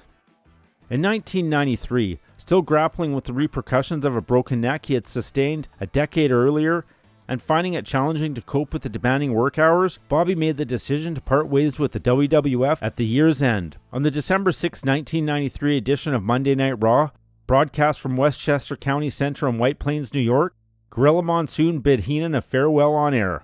Frustrated by Heenan's persistent insults, Gorilla Monsoon dramatically ejected him and his belongings from the arena onto the street. Following the show, Heenan revealed that him and Gorilla Monsoon shared an emotional embrace, shedding tears for over an hour at the hotel where they both stayed. Initially intending to retire and spend quality time with his family and relax, Bobby's plan took a turn when WCW reached out to him soon after his departure from the WWF. Initially uncertain, he accepted WCW's offer upon learning of their lighter work schedules and health insurance benefits. He also highlighted the advantageous proximity of WCW's base in Atlanta to his daughter's school in Alabama as a contributing factor to his decision. On January 27, 1994, Bobby ventured into World Championship Wrestling, marking his debut with the promotion. Initially brought in to succeed Jesse Ventura, his former client, Bobby assumed the role of color commentator for WCW Saturday Night. Over time, he not only took over Ventura's position as lead commentator for pay-per-view events, but also assumed commentary duties for the syndicated WCW Worldwide and Clash of Champions events produced for TBS. With the premiere of WCW Monday Nitro in September 1995, he transitioned from Saturday Night to work on the new show full-time. He joined former Chicago Bears defensive lineman Steve McMichael as an analyst alongside play-by-play man Eric Bischoff. Subsequently, he was frequently paired with Tony Schiavone, whom in real life he didn't care for. During the January 23, 1996 episode of Clash of Champions, in a match between Eddie Guerrero and Brian Pillman, Pillman left the ring and grabbed Bobby, who had a history of neck problems, by the collar, forcing him to say, "What the are you doing?" live on air. In June 1996, 5 months later, Bobby made a one-off return to ringside at the Great American Bash as the manager of two of his former clients, Ric Flair and Arn Anderson, in a tag team match against broadcast colleague Steve McMichael and then Carolina Panthers linebacker Kevin Green. He also played a crucial role in convincing McMichael to betray his partner, allowing Flair and Anderson to secure the victory. This also filled the vacant spot in the Four Horsemen that Brian Pillman had left when he departed from the company earlier that year. Starting in late January 2000, WCW replaced Heenan on Monday Nitro and pay-per-view events with Mark Madden. Bobby remained on Thunder alongside Mike Tenay and later Tony Schiavone until Stevie Ray took over in July of 2000. Bobby was then exclusively seen with Scott Hudson on Worldwide until his release by WCW in November 2000. He attributed his uninspired state in WCW to the negative work environment and conflicts with Tony Schiavone. Later that year, after his departure, WCW went out of business. On April 1st, 2002, Bobby made a triumphant return to the WWF, providing commentary for the Gimmick Battle Royal match at WrestleMania alongside Mean Gene Okerlund. In January 2002, he revealed he was battling throat cancer. By 2004, the cancer had entered remission, though the treatments led to significant weight loss, resulting in a noticeable transformation in his appearance and voice. Bobby Heenan's initial memoir titled Bobby the Brain Heenan, Wrestling's Bad Boy Tells All, hit the shelves courtesy of Triumph Books on September 1st, 2002, featuring a foreword from Hulk Hogan. Following that, a second memoir, Chair Shots and Other Obstacles, Winning Life's Wrestling Matches, was published by Sports Publishing on February 1st, 2004, and boasted an introduction by Ric Flair. Steve Anderson co-authored both books. Recognizing his contributions, Bobby was inducted into the WWE Hall of Fame as part of the class of 2004 by Black Jack Lanza. The subsequent night, he participated in a skit at WrestleMania 20 with Gene Okerlund, Mae Young, and the Fabulous Moolah. Demonstrating his continued involvement, he had the honor of introducing his protege Paul Orndorff, the Blackjacks, and Nick Bockwinkel into the WWE Hall of Fame in the classes of 2005, 2006, and 2007 respectively. His final appearance with WWE, he served as one of the speakers during Mr. McMahon Appreciation Night on the June 11, 2007 episode of Raw. In December 2007, Bobby underwent reconstructive surgery on his jaw following an unsuccessful initial procedure. Placed in a medically induced coma, by the latter half of January 2008, he emerged from the medically induced coma, though he faced a period during which he couldn't speak and had to communicate using his eyes. In December 2009, he was hospitalized after an examination of his reconstructed jaw revealed an infection requiring treatment. Over the last few years of his life, Bobby experienced a series of falls, including breaking a hip and shoulder in a fall that also fractured his pelvis in 2010. In April 2014, he fell out of bed and broke a shoulder, and in May 2016, he fell once again, resulting in a broken hip. On September 17, 2017, surrounded by his family at his residence in Largo, Florida, Bobby passed away at the age of 72. The cause of his death was organ failure stemming from complications related to throat cancer. Bobby is widely regarded as the greatest wrestling manager of all time, with WWE recognizing him at the pinnacle of their 25 greatest managers list in 2007. Mike Mooneyham, a columnist for the Post and Courier, describes Bobby as a blueprint for managers, and fellow manager Jim Cornette acknowledges that Heenan shaped his perception of what a manager should be. He earned a substantial six-figure payoff for promoting the Andre the Giant vs. Hulk Hogan match at WrestleMania 3, often hailed as one of the most famous American professional wrestling matches, solidifying his place in managerial history. Jim Ross declares Heenan the greatest talent in the history of the wrestling business. Ross particularly praised Bobby as a color commentator, highlighting his exceptional abilities in the role. That was the story of Bobby the Brain Heenan.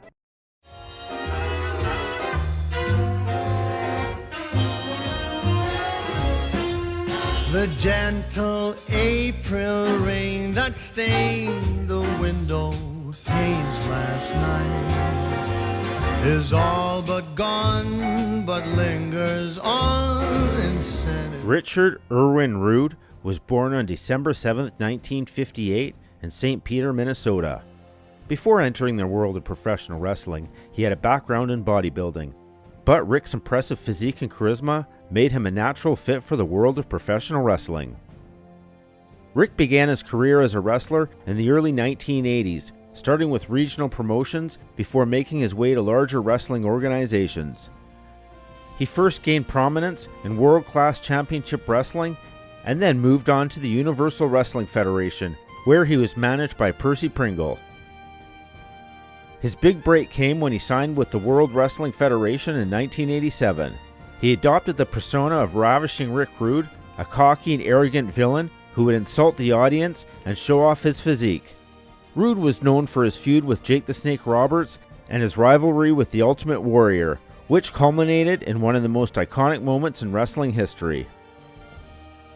Rick's character was unique in that he would often wear tights with an image of his opponent's or even his opponent's wife on them, which added a layer of personal animosity to his feuds.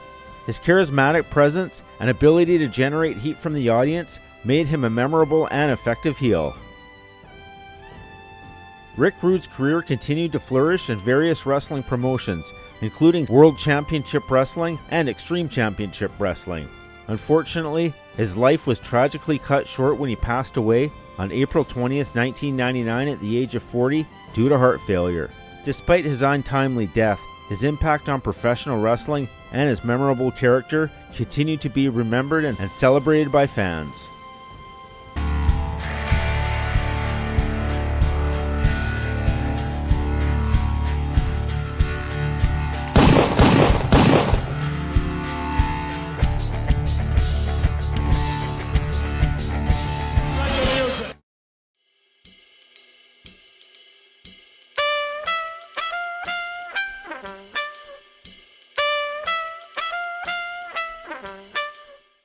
Richard Roode was a professional wrestler who was born in St. Peter, Minnesota on December 7, 1958. He attended Robbinsdale High School in Robbinsdale, Minnesota, along with Tom Zenk, Brady Boone, Nikita Koloff, Curt Hennig, John Nord, and Barry Darsow, all of whom later would become stars in the world of professional wrestling. Rick formed a close relationship with Curt Hennig, their bond solidified by their shared upbringing in the small town of Robinson, Minnesota. Following that, Rick pursued higher education at Anoka Ramsey Junior College, majoring in physical education. Upon earning a degree, Rick briefly worked as a bouncer and had a short stint as an arm wrestler and bodybuilder before making his debut in the world of professional wrestling.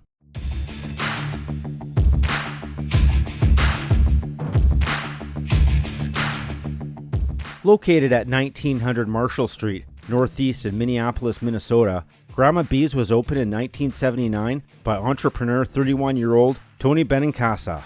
Grandma B's started as a bustling bar, primarily serving the local softball community, particularly in the 1980s when Tony Benincasa sponsored numerous teams throughout Minnesota. His vision was to make his establishment the go-to spot for post-game gatherings, and it largely succeeded. Shortly after its grand opening, Grandma B's transformed into a popular hotspot, with its parking lot frequently full to capacity and cars stretching along Marshall Street. Due to its consistent popularity, on occasion, the doors had to be temporarily closed to manage the enthusiastic crowds. In the early 1980s, Ed Sharkey, a former professional wrestler, found himself bartending at Grandma B's. During his time there, a group of young bouncers caught his attention. To illustrate the imposing presence of these bouncers, even someone as substantial as Rick Rude, standing at 6'3", weighing 235 pounds, was overshadowed by several others, including Joe Laurinaitis, Michael Hegstrand, Barry Darsow, and John Nord. Laurinaitis later reminisced that Grandma B's, frequented by bikers, was far from being your typical friendly neighborhood bar. Sharkey, a former AWA wrestler from the 1960s, made a pivotal decision in 1982 to launch his own wrestling promotion named Pro Wrestling America. To bolster his roster, he recruited the bouncers from Grandma B's and established a training facility in the basement of a church. It was there that he honed the talents of individuals such as Rick Rude, Laurinaitis, Hegstrand, and Darsow, molding them into professional wrestlers. Laurinaitis, known as Animal, and Hegstrand, known as Hawk, would eventually join forces and create the legendary tag team known as the Road Warriors. Rick, on the other hand, would adopt the persona of Ravishing Rick Rude, while John Nord would go to wrestle in the WWF as a berserker. As for Darsow, he would rise to fame as Smash, forming one half of the iconic tag team Demolition. Along with numerous wrestlers who received training from Sharkey, notable names also included Scott Steiner, Sean Waltman, and Jerry Lynn. Grandma B's had to shut its doors in 1984 due to its inability to meet tax obligations. The former owner, Tony Benincasa, passed away in 2010 after battling leukemia. The location as of 2023 is the home of Psycho Susie's Retro Tiki Bar. The one you're looking at is Ricky Rudd. Ricky Rudd. Rick was now known as Ricky Rudd or Ricky Rude, depending on who the announcer was, a clean-cut babyface who would initially lose most of the time. According to CageMatch.net, Rick's first recorded matches were in November of 1982 in the Mid-Atlantic Territory with several matches against fellow newcomer Joe Lauren. He would then bounce to Vancouver's All-Star Wrestling for a brief stint, before heading to Georgia Championship Wrestling, where he would remain until November 1983 before jumping ship to Mid-South Wrestling, where he would begin working his way up the card. On the May 28, 1983 episode of World Championship Wrestling, he defeated Pat Rose with a dropkick. In 1983, while still competing in arm wrestling events, he placed 6th in the World Light Heavyweight Arm Wrestling Championships, which was held in Las Vegas. In January of 1984, tired of playing a good guy babyface and never rising past mid-card status, Rick made his way to the Continental Wrestling Association in Memphis, where over-the-top gimmicks were a direct contrast to the more traditional brand of wrestling in the Mid-South, where fans didn't like any of the cartoon-based gimmicks. Rick made his debut and was introduced by Jimmy Hart, now wearing a robe to the ring and now incorporating a more cocky attitude into his character. Originally billed as the sensational Rick Rude, he would soon drop the sensational moniker in favor of the more fitting, Ravishing Rick Rude. The change in attitude began paying off immediately. He was now managed by Jimmy Hart and battling the likes of Dutch Mantell, Brett Sawyer, and Austin Idol, who he would feud with over the AWA International Heavyweight Championship.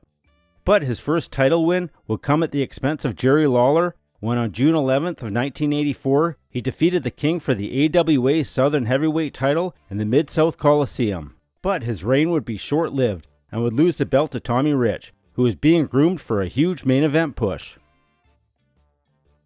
Rick would go on to form a short-lived tag team with King Kong Bundy, and in August of 1984, he would get a taste of gold again when the duo defeated the Fabulous Ones to win the tag team titles. But less than 2 weeks later, they would lose the belts back to the Fabulous Ones, and the team of Roode and Bundy would also implode. Rick became a babyface, and the two would face each other the next week. Rick would spend the rest of 1984 feuding with both King Kong Bundy and Jerry the King Lawler, before leaving the territory and showing up in CWF Florida, now managed by Percy Pringle, and immediately jumping into a feud with the NWA Florida Southern Heavyweight Champion, Tennessee legend, Pistol Pez Whatley. And on January 23, 1985, Rick would again capture gold by defeating Whatley for the title in the Sportatorium in Tampa, Florida. Rick would hang on to the title until April of that year before dropping it to Brian Blair. But Rick wouldn't be without a title for long. 2 weeks later, him and Jesse Barr would capture the NWA Florida US Tag Team titles when they defeated Jay and Mark Youngblood. They would lose the belts a few months later to Billy Jack Haynes and Wahoo McDaniel. But bigger things would be on the horizon for Rick in the form of the NWA Florida Southern Heavyweight belt. But his reign as champion would be short-lived, and in October of 1985, Wahoo McDaniel would prove to be too much for Rick. After several return matches, Rick was unable to beat Wahoo for the title, and would soon search for greener pastures in WCCW, which would be a bigger stage for Rick to showcase his talents. And true to Rick Rude form, he wouldn't be without a title for long. In November, he would defeat Iceman Parsons for the NWA American Heavyweight Championship. In February of 1986, World Class Championship Wrestling would withdraw from the NWA and rename itself World Class Wrestling Association. In May of 1986, Rick would defeat Von Erich wannabe Lance Von Erich for the World Television title, a belt that he would hold for 2 weeks before dropping it to Bruiser Brody, but would continue to hold on to the World Class Heavyweight Championship until he faced Chris Adams at WCWA Independence Day Star Wars on July 4th, where he would come up short at the Reunion Arena in Dallas, Texas. That would be the last belt Rick would hold in Texas, and even lost a series of matches to Mike Von Erich before leaving the territory in the middle of September of 1986. Before the end of the month, he would again surface in Mid-Atlantic Championship Wrestling, and in November of that year, him and Manny Fernandez, known as the Awesome Twosome, would defeat the Rock and Roll Express for the NWA Tag Team titles. They would hang on to the titles until May of 1987, when Rick left the NWA and debuted in the WWF. To account for the abrupt exit, Jim Crockett Jr. broadcast a pre-recorded non-title match featuring the Express triumphing over Roode and Fernandez, alleging that Roode had sustained an injury in the process.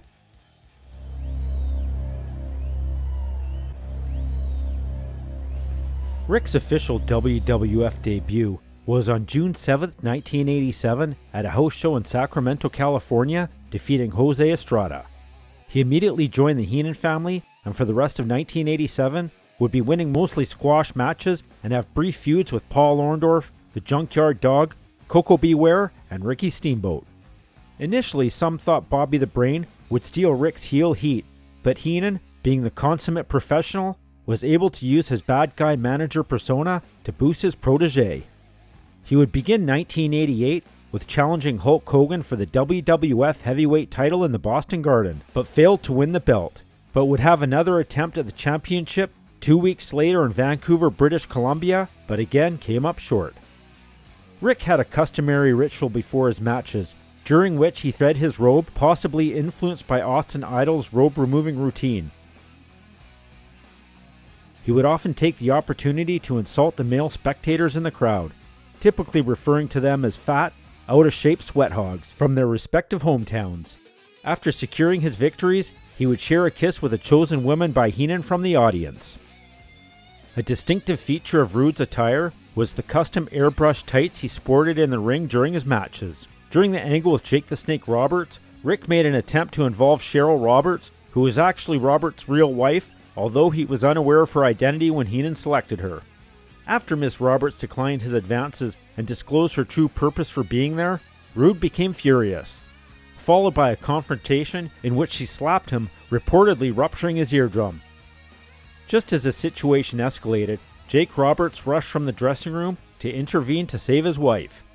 A few days later, in an act of retaliation, Roode entered the ring wearing tights adorned with a detailed stencil of Cheryl's likeness in the front. In response, an enraged Jake Roberts stormed the ring and forcibly stripped Roode, with the black spot concealing Roode's genital area, leaving television viewers with the tantalizing and provocative spectacle. But in reality, he would just be stripped down to a G-string.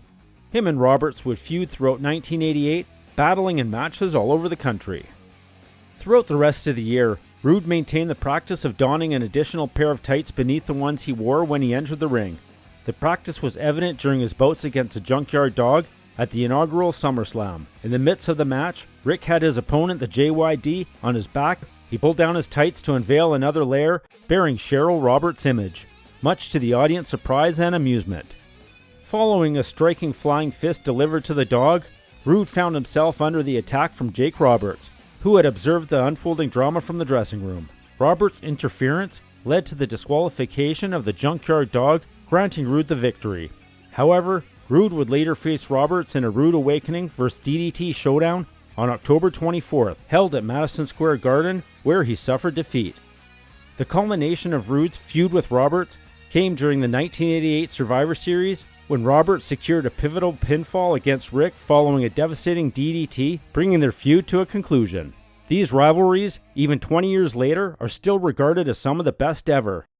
But the pinnacle of Rick's career was still yet to come.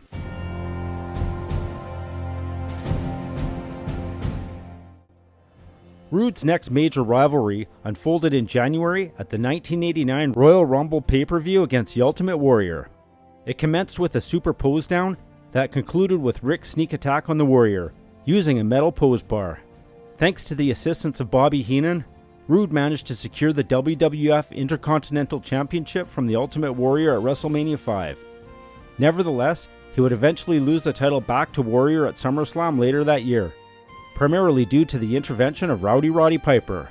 Rick's feud with Piper led to an intense showdown between their respective teams at the 1989 Survivor Series, where both adversaries brawled to a double countout.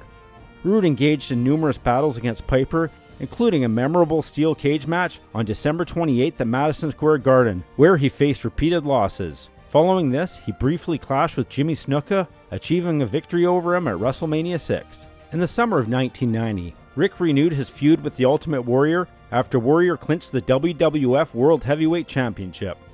Rick intensified his preparation, adopting a more serious persona by forsaking his womanizing ways and sporting a shorter haircut, which remained his signature look.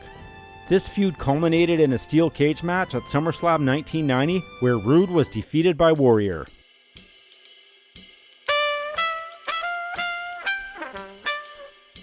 If you're unfamiliar with the tale, there was a backstage altercation between Ravishing Rick Roode and the Ultimate Warrior.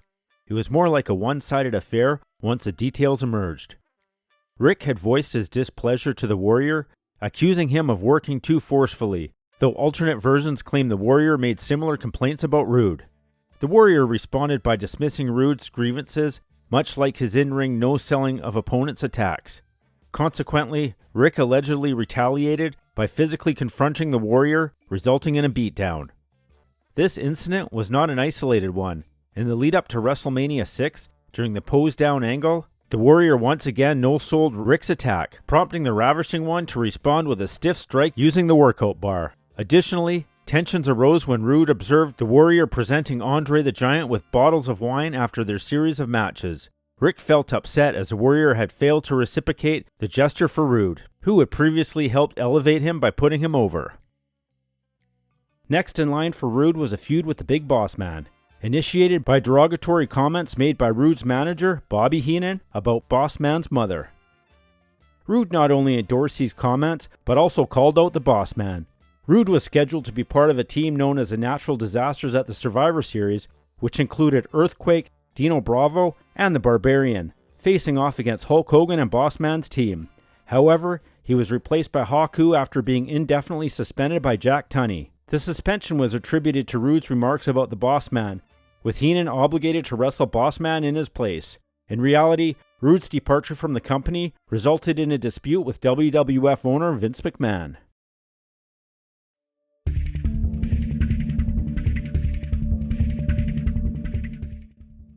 Following his departure from the WWF, Rick sought out to join Herb Abrams' UWF. However, since he was still under contract with his former company, the WWF issued a cease and desist order to prevent Roode from making appearances on UWF television. As a result, Rick remained out of the wrestling scene until May 18, 1991, when he made a return to the TWA Spring Spectacular 2 event hosted by the Tri-State Wrestling Alliance in Philadelphia, Pennsylvania. During this event, he faced Paul Orndorff and suffered a loss due to disqualification. 2 months later, he ventured into All Japan Pro Wrestling for their Summer Action Series 1991, marking his debut on July 6 at a show in Yokosuka. During his first match on the tour, he teamed up with Johnny Ace to defeat Billy Black and Joel Deaton. In singles competition, Roode maintained an unblemished record. His final appearance in the stint occurred on July 19th, when he, alongside with Johnny Ace, faced Dan Spivey and Stan Hansen, resulting in a loss. Additionally, Roode made appearances in International World Class Championship Wrestling, where he engaged in confrontations with the Honky Tonk Man. After a year of competing in select independent circuit events and embarking on a tour with All Japan Pro Wrestling, in July 1991, Rick made his return to WCW, formerly known as JCW before its acquisition by Ted Turner in late 1988. He re-emerged in WCW under a mask as the WCW Phantom at Halloween Havoc on October 27, 1991, only to unmask himself later that same night. Upon his return, he assumed the leadership of the Dangerous Alliance, a formidable group that include Paul E. Dangerously, Medusa, Arn Anderson, Bobby Eaton, Larry Zbyszko, and Stunning Steve Austin. On November 19, 1991, he achieved a significant victory by defeating Sting for the United States Heavyweight Championship. He engaged in several high-profile rivalries, notably one with Ricky Steamboat. At a certain point in their feud, Steamboat endured a kayfabe broken nose as a result of a gang attack orchestrated by Rick and his allies. In 1992, Roode and Medusa decided to depart from the Dangerous Alliance, leading to a heated feud with Nikita Koloff. Rick made multiple attempts to challenge the reigning World Heavyweight Champion Ron Simmons in hopes of capturing the title, but fell short each time. However, his pursuit continued undeterred. In December of 1992, Rick faced a genuine setback as he suffered a neck injury which compelled him to relinquish the United States Championship. This marked the end of his nearly 14-month reign, a reign that to this day remains the second longest in the nearly 40-year history of the title. Rick made his solo return in April 1993, endeavoring to regain the United States Championship from Dustin Rhodes, who had secured the title when he was sidelined. Their encounters were marked by controversial finishes, ultimately leading to the title being held up. Following a grueling 30-minute Iron Man match that ended in a 1-1 draw at Beach Blast on July 18th, a best-of-3 series was arranged between the two on Saturday night. Roode triumphed in the first match on August 28th, but was subsequently defeated by Rhodes twice on September 4th and 11th, effectively ending his quest to reclaim the United States Heavyweight Championship. Rick shifted his focus to the NWA World Heavyweight Championship, making his intentions clear on August 28, 1993, when he appeared as a guest on the then-champion Ric Flair's A Flair for the Gold talk segment. Roode managed to accomplish his goal by defeating Flair for the title in September 1993 at Fall Brawl. However, due to WCW's recent withdrawal from the NWA, they lost the rights to continue using the NWA World Heavyweight Championship. To address this, WCW created their own championship, naming it the WCW International World Heavyweight Championship. Roode, in an unfortunate turn of events, lost the title to Hiroshi Hase on March 16, 1994 in Tokyo, Japan, only to recapture it just 8 days later in Kyoto, Japan. Nonetheless, Rick's reign was relatively short-lived as he lost the title to Sting on April 17th at Spring Stampede. He managed to regain the championship on May 1st in Japan when he pinned Sting, marking his third reign. Tragically, Rick suffered a severe back injury during the match. While executing a suicide dive at ringside, he landed on the corner of the raised platform surrounding the ring. As a result of this injury, he was unable to compete and was subsequently stripped for the title. The storyline explanation for this decision was that Roode had used the belt as a weapon during the match. Following this unfortunate incident, Rick made the decision to retire from professional wrestling shortly thereafter.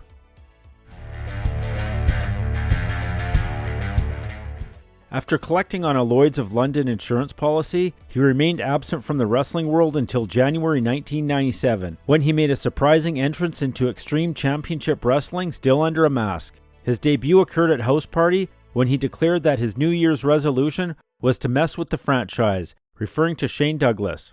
Rick went on to repeatedly taunt and harass Douglas, even going so far as to spank Douglas' valet Francine during the Crossing the Line Again event. Eventually, he revealed his identity by unmasking and subsequently transitioned into a role as a color commentator. Later on, Rick briefly aligned himself with Douglas and his Triple Threat stable. In a significant turn of events, Rick made a one-time return to the ring in the main event of ECW Heatwave 1997, participating in a 6-man tag team match. He teamed up with Tommy Dreamer and the Sandman to face Jerry Lawler and ECW stars Rob Van Dam and Sabu. However, Roode's loyalties quickly shifted as he betrayed Dreamer and the Sandman during the match. During the period of the intercompany competition between ECW, the USWA, and the WWF, Rick played a key role in assisting Lawler in winning matches against Dreamer and the Sandman, further fueling the rivalry.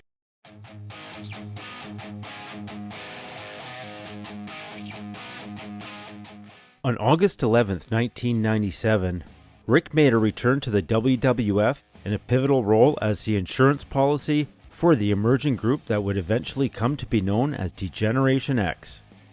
This group included members like Shawn Michaels, Triple H, and Chyna. As a part of DX, Rick did not engage in wrestling, but rather provided ringside support during the group's matches. However, following the infamous Montreal Screwjob incident at Survivor Series, Rick once again left the WWF. According to Bret Hart, Roode was in the locker room during Bret's confrontation with Vince McMahon after the match in Montreal. Rick subsequently contacted Eric Bischoff, revealing that the events that unfolded were indeed real. It is important to note that Rick was not signed to a full-time contract with the WWF and was instead working on a pay-per-appearance basis. Rick was able to negotiate a deal with Eric Bischoff in WCW, primarily driven by his dissatisfaction with the Montreal Screwjob, the events surrounding it, and his loyalty to Bret Hart. On the historical evening of November 17, 1997, Rick made an appearance on both WWF Raw's War and WCW's Monday Nitro, making a rare occurrence in professional wrestling. His Nitro appearance, where he sported a mustache, was live and filled with pointed criticisms aimed at Vince McMahon, Shawn Michaels, D-Generation X, and the WWF as a whole. He famously referred to the WWF as the Titanic, alluding to Titan Sports, the parent company of the WWF at the time, as a sinking ship. 1 hour later on Raw's War, which had been taped 6 days earlier, Rick emerged with a full beard. This intriguing double appearance became a memorable moment in wrestling history. Additionally, he also made an appearance on ECW's Hardcore TV during that weekend, specifically between November 14th and 16th. ECW and the WWF often cooperated when it came to talent sharing, allowing Rick to maintain a presence in ECW even while he was associated with D-Generation X and the WWF. In WCW, Rick joined the ranks of the New World Order, where he took the role of managing his close friend, Curt Hennig. This affiliation also made Rick the first wrestler to be part of both D-Generation X in the WWF and the NWO in the WCW. Later, Sean Waltman would also do the same. As the NWO faction began to splinter, Rick Rude and Curt Hennig initially aligned themselves with the NWO Wolfpack in May 1998. However, their stint with the Red and Black faction was exceedingly brief.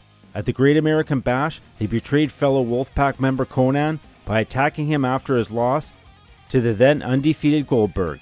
Subsequently, Hennig and Rude switched alliances, becoming members of the NWO Hollywood instead. By late 1998, both Rude and Hennig were absent from WCW television due to injuries. Hennig had been dealing with an ongoing leg injury, while Rude was initially believed to be battling testicular cancer, which was later determined to be a spermatocele. He eventually officially departed from WCW in April of that year, with his last appearance taking place on the April 5, 1999 edition of WCW Monday Nitro Backstage Blast. Rick married his love interest, Michelle, in 1988, and the two remained together until his passing in 1999. Together they had 3 children, a son named Richard Jr., a daughter named Marissa, and another son named Colton.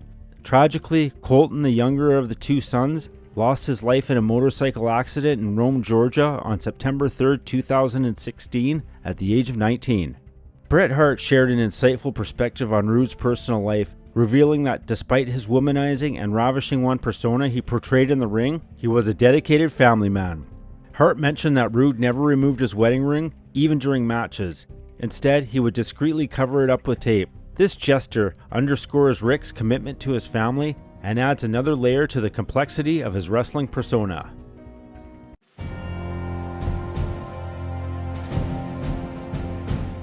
Rick's untimely passing occurred in the morning of April 20th, 1999, when he was discovered unconscious by his wife. He was just 40 years old at the time.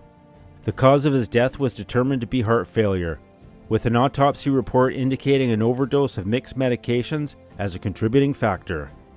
It was a tragic loss for the wrestling community, especially given that Rick had been in training for a potential return in the ring at the time of his passing. The circumstances surrounding Rick's passing shed light on the challenges and risks that some professional wrestlers face, both in their careers and personal lives.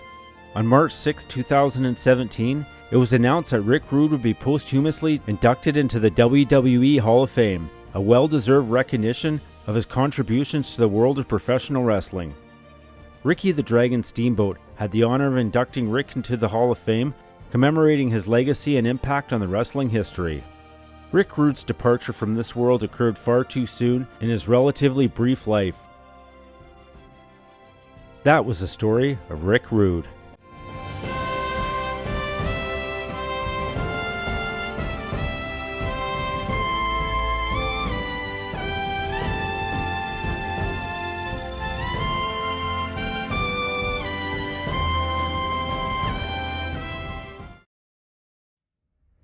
Hana Kimura was a professional wrestler from Japan. She was associated with prominent organizations in her country, including World Wonder Ring Stardom and Wrestle One. She possessed unmatched charisma within the Stardom promotion and was one of the 2 female wrestlers the company had envisioned building its future around. Additionally, she showcased her talent internationally by participating in events organized by companies such as Ring of Honor, Pro Wrestling Eve, and various independent promotions in Mexico. Being a second-generation wrestler, Hana Kimura's mother, Kayoko Kimura, also had a successful career in professional wrestling. Beyond her wrestling career, she gained recognition as a member of the cast in the reality television series Terrace House, Tokyo, co-produced by Fuji Television and Netflix. Tragically, Hana Kimura faced severe cyberbullying from viewers of Terrace House, which led to her posting distressing messages on social media. On May 23, 2020, Hana Kimura was discovered deceased in her Tokyo apartment. Many questions still remain, but what can't be questioned is the impact Kimura left on the industry during her short career. This is the story of Hana Kimura.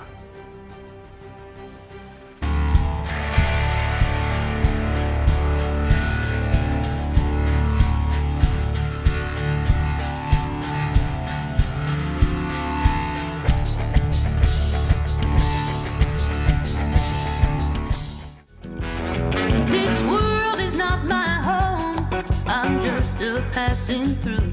If heaven's not my home, then hell will have to do. Hana Kimura was born on September 3, 1997 in Yokohama, Japan. Her mother Kayoko gave birth to her when she was just 20 years old. Kayoko chose Hana's name because she believed it was easy to say and thought her daughter would be adored for her name. However, after 3 months after Hana's birth, Kayoko became a single mother, taking on the responsibility of raising Hana all by herself. Her interest in the entertainment industry began at a young age. She grew up in a family with strong connections to the world of professional wrestling. Her mother, Kayoko Kimura, was also a professional wrestler, and her father, although he left when Hana was just a baby, is a former professional wrestler and promoter. Hana's upbringing in this environment undoubtedly influenced her career choice. From a young age, Hana displayed a lively personality and would often dance in front of Kayoko's friends during gatherings. She was also fussed over and would receive lots of attention due to her vibrant nature. However, Hana faced challenges as well. Her father was from Indonesia, and when she started attending elementary school, some of the other children bullied her, taunting her with racist remarks. Despite experiencing these hurtful comments, Hana persevered and continued going to school, although there were days when she would come home in tears. During her time in junior high school, Hana developed a keen interest in dancing, modeling, and aspiring to become a star. Kayoko wholeheartedly supported her daughter's dreams and was fully committed to helping her pursue the things that she wanted to do. During her high school years, Hana Kimura began to develop a passion for professional wrestling. Originally aspiring to be an action movie star, her ambitions gradually shifted towards the world of pro wrestling. At the age of 18, she made her debut in the wrestling ring, embarking on a path that would shape her future. Kayoko observed her daughter's journey into the wrestling world with a mix of pride and relief. She believed that Hana had found her true calling and felt a sense of comfort seeing her daughter wholeheartedly dedicate herself to this newfound passion. Kayoko recognized that Hana's vibrant personality and innate qualities made her particularly well suited for the world of professional wrestling. But before even faintly dreaming about becoming a professional wrestler, at only 8 years old, Kimura achieved a notable feat by capturing the DDT Ironman Heavy Metalweight Championship on August 21, 2005, during a thrilling live event in Tokyo. However, her reign was cut short as she ultimately relinquished the title to her own mother, Kayoko. Prior to her professional wrestling debut, Hana appeared on several reality television shows in Japan. In 2016, she participated in the reality show Terrace House, which followed the lives of 6 young adults living together in a shared house. Her time on the show brought her significant attention and popularity both in Japan and internationally. Following her reality TV stint, she decided to pursue a career in professional wrestling. She joined the wrestling promotion Stardom, one of the premier women's wrestling organizations in Japan, known for its emphasis on athleticism and storytelling. Kimura dedicated herself to honing her skills at the esteemed Professional Wrestling University under the guidance of Wrestle One. The angels beckon me from this dark and eerie door, and I can't feel at home in this world anymore. After successfully graduating from the prestigious Wrestle One Training Academy, Kimura marked her promotional debut on March 30th, 2016, engaging in a captivating match against her fellow classmate, Reika Sayaki. Unfortunately, she faced defeat on this occasion. Throughout the year 2016, Kimura and Sayaki clashed multiple times in Wrestle One, showcasing their developing skills and chemistry in the ring.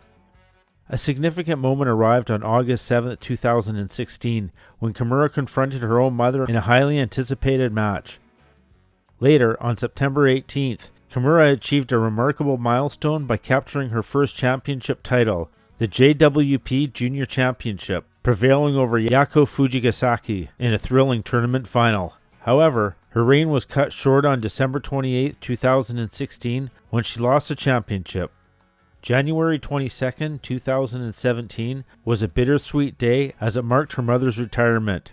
In Kayoko's farewell event, Kimura emerged victorious in a singles match against her mother, showcasing her ongoing improvements.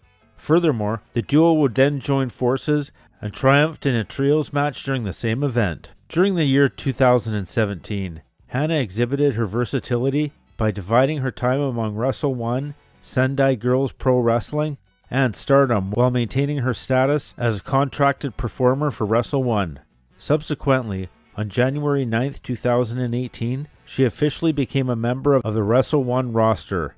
Gaining more name recognition, Kimura embarked on an international tour in early 2018, showcasing her skills in prominent promotions such as Ring of Honor, Pro Wrestling Eve, and various Mexican promotions. However, on March 21, 2019, Hana made the difficult decision to part ways with Wrestle One, announcing her departure from the promotion. Run away, I might just run away.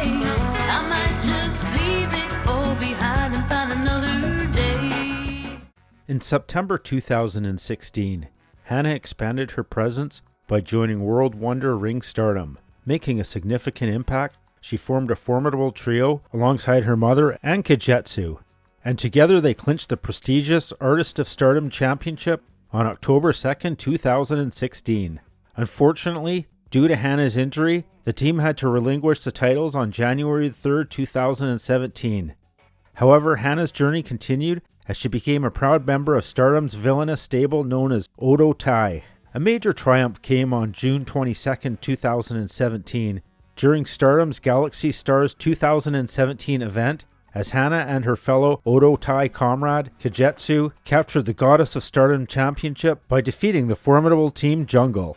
Displaying their dominance, they held their titles for an impressive duration, successfully defending off formidable teams such as Jungle Kyona and HZK, Low Shirai and Viper, and HZK and Momo Watanabe. Hana made her presence felt in a dark match at Ring of Honor and New Japan Pro Wrestling's G1 Supercard on April the 6th.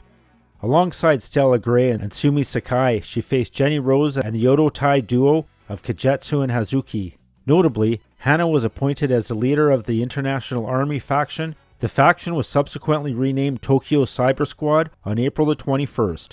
Continuing her success, Hana, alongside her stablemates, captured the Artist of Stardom Championship.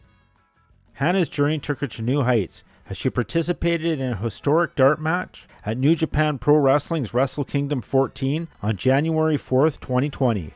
Alongside Julia, she faced Maya Iwatani and Arisa Hoshiki, marking the first women's match at the Tokyo Dome since 2002. Hana's final match occurred on March 24th at Stardom's Cinderella Tournament 2020, where she wrestled Mayu Iwatani in the first round, resulting in a draw.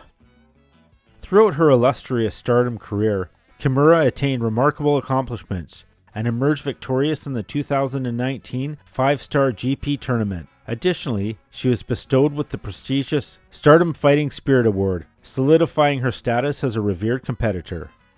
These chains, they hold me down. They finally took their toll. I can't find the strength to fight like this no more. Kimura became a cast member on the reality television series Terrace House in September 2019, remaining on the show until her untimely passing. Tragically, an episode filmed in early January 2020 depicted a verbal conflict between Kimura and her housemate Kai Edward Kobayashi regarding damage to her wrestling attire. When the episode aired in March 2020, Hana faced severe backlash, including criticism, name-calling, and racist abuse from individuals on social media. The wave of negativity took a toll on her mental health, plunging her into depression.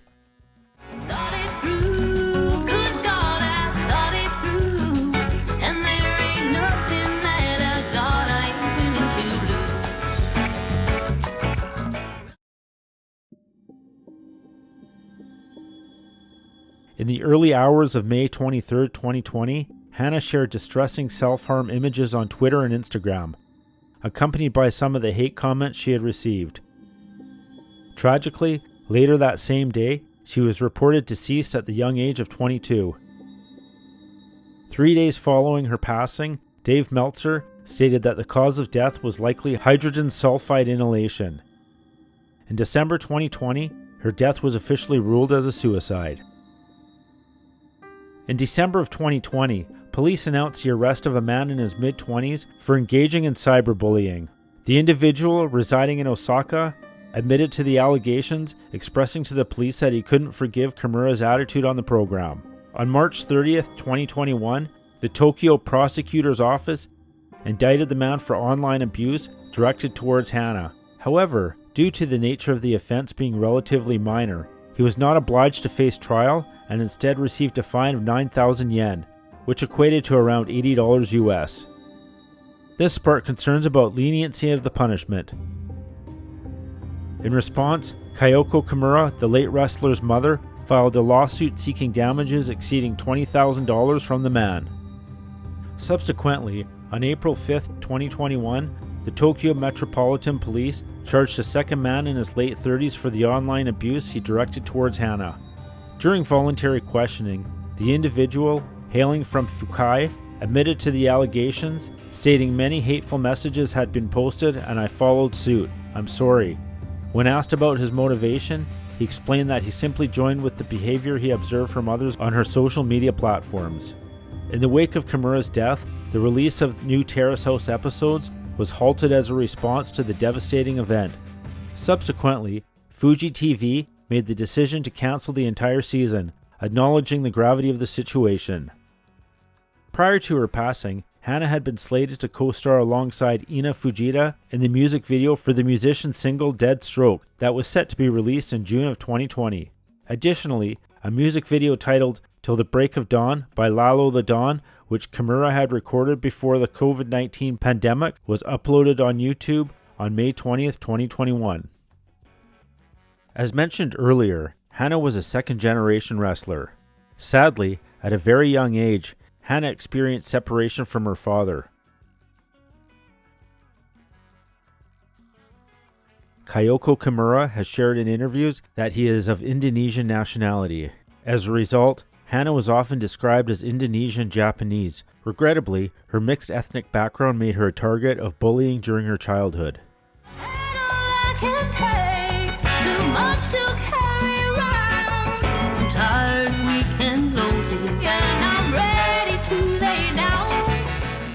On January 22, 2021, Kyoko Kimura filed another lawsuit with the Tokyo District Court, seeking damages of approximately 2.9 million yen, which equates to about $27,000 US, against a third man for causing emotional distress to her family.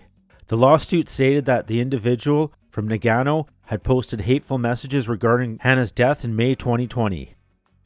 On May 19, 2021, the Japanese court ordered the third man to pay 1.29 million yen, which is about $12,000 US, in damages as a result of his actions.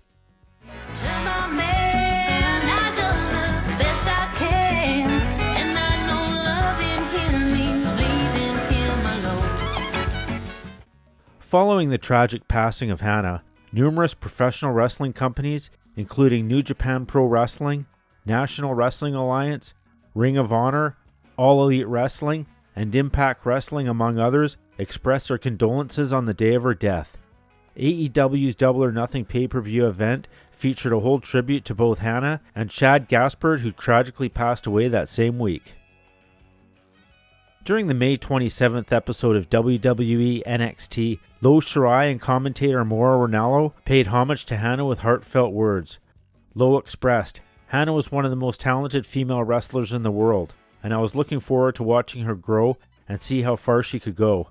I will always remember her smile that would brighten up any room she walked into. It is so important that we all love and treat each other with respect." Sasha Banks wore a black armband with Hana in white letters as a tribute during the May 29th episode of WWE SmackDown. Dakota Kai dyed her hair pink as a tribute to Hana during NXT TakeOver In Your House. On June 21st, World Wonder Ring Stardom held its first event during the COVID-19 pandemic, and before the event, a 10-bell salute was conducted as a tribute to Hana, with all the wrestlers gathered around the ringside area. Pepe, Hana's former castmate on Terrace House, immortalized her in the third volume of his manga series Mingo, which was released on July 10th. During the September 3rd episode of AEW Dynamite, Kenny Omega wore a Hana Kimura shirt on what would have been her 23rd birthday. The shirt was made available on Pro Wrestling Tees, with all proceeds going to Hana's mother Kyoko.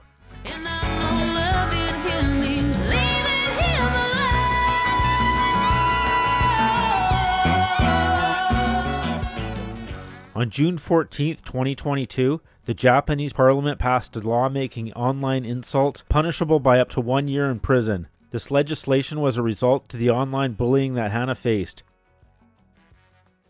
Kyoko Kimura established the non-profit organization Remember Hana on March 31, 2021, with a focus on combating bullying.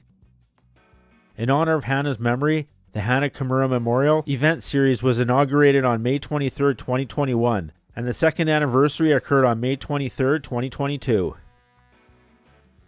That was the story of Hana Kimura.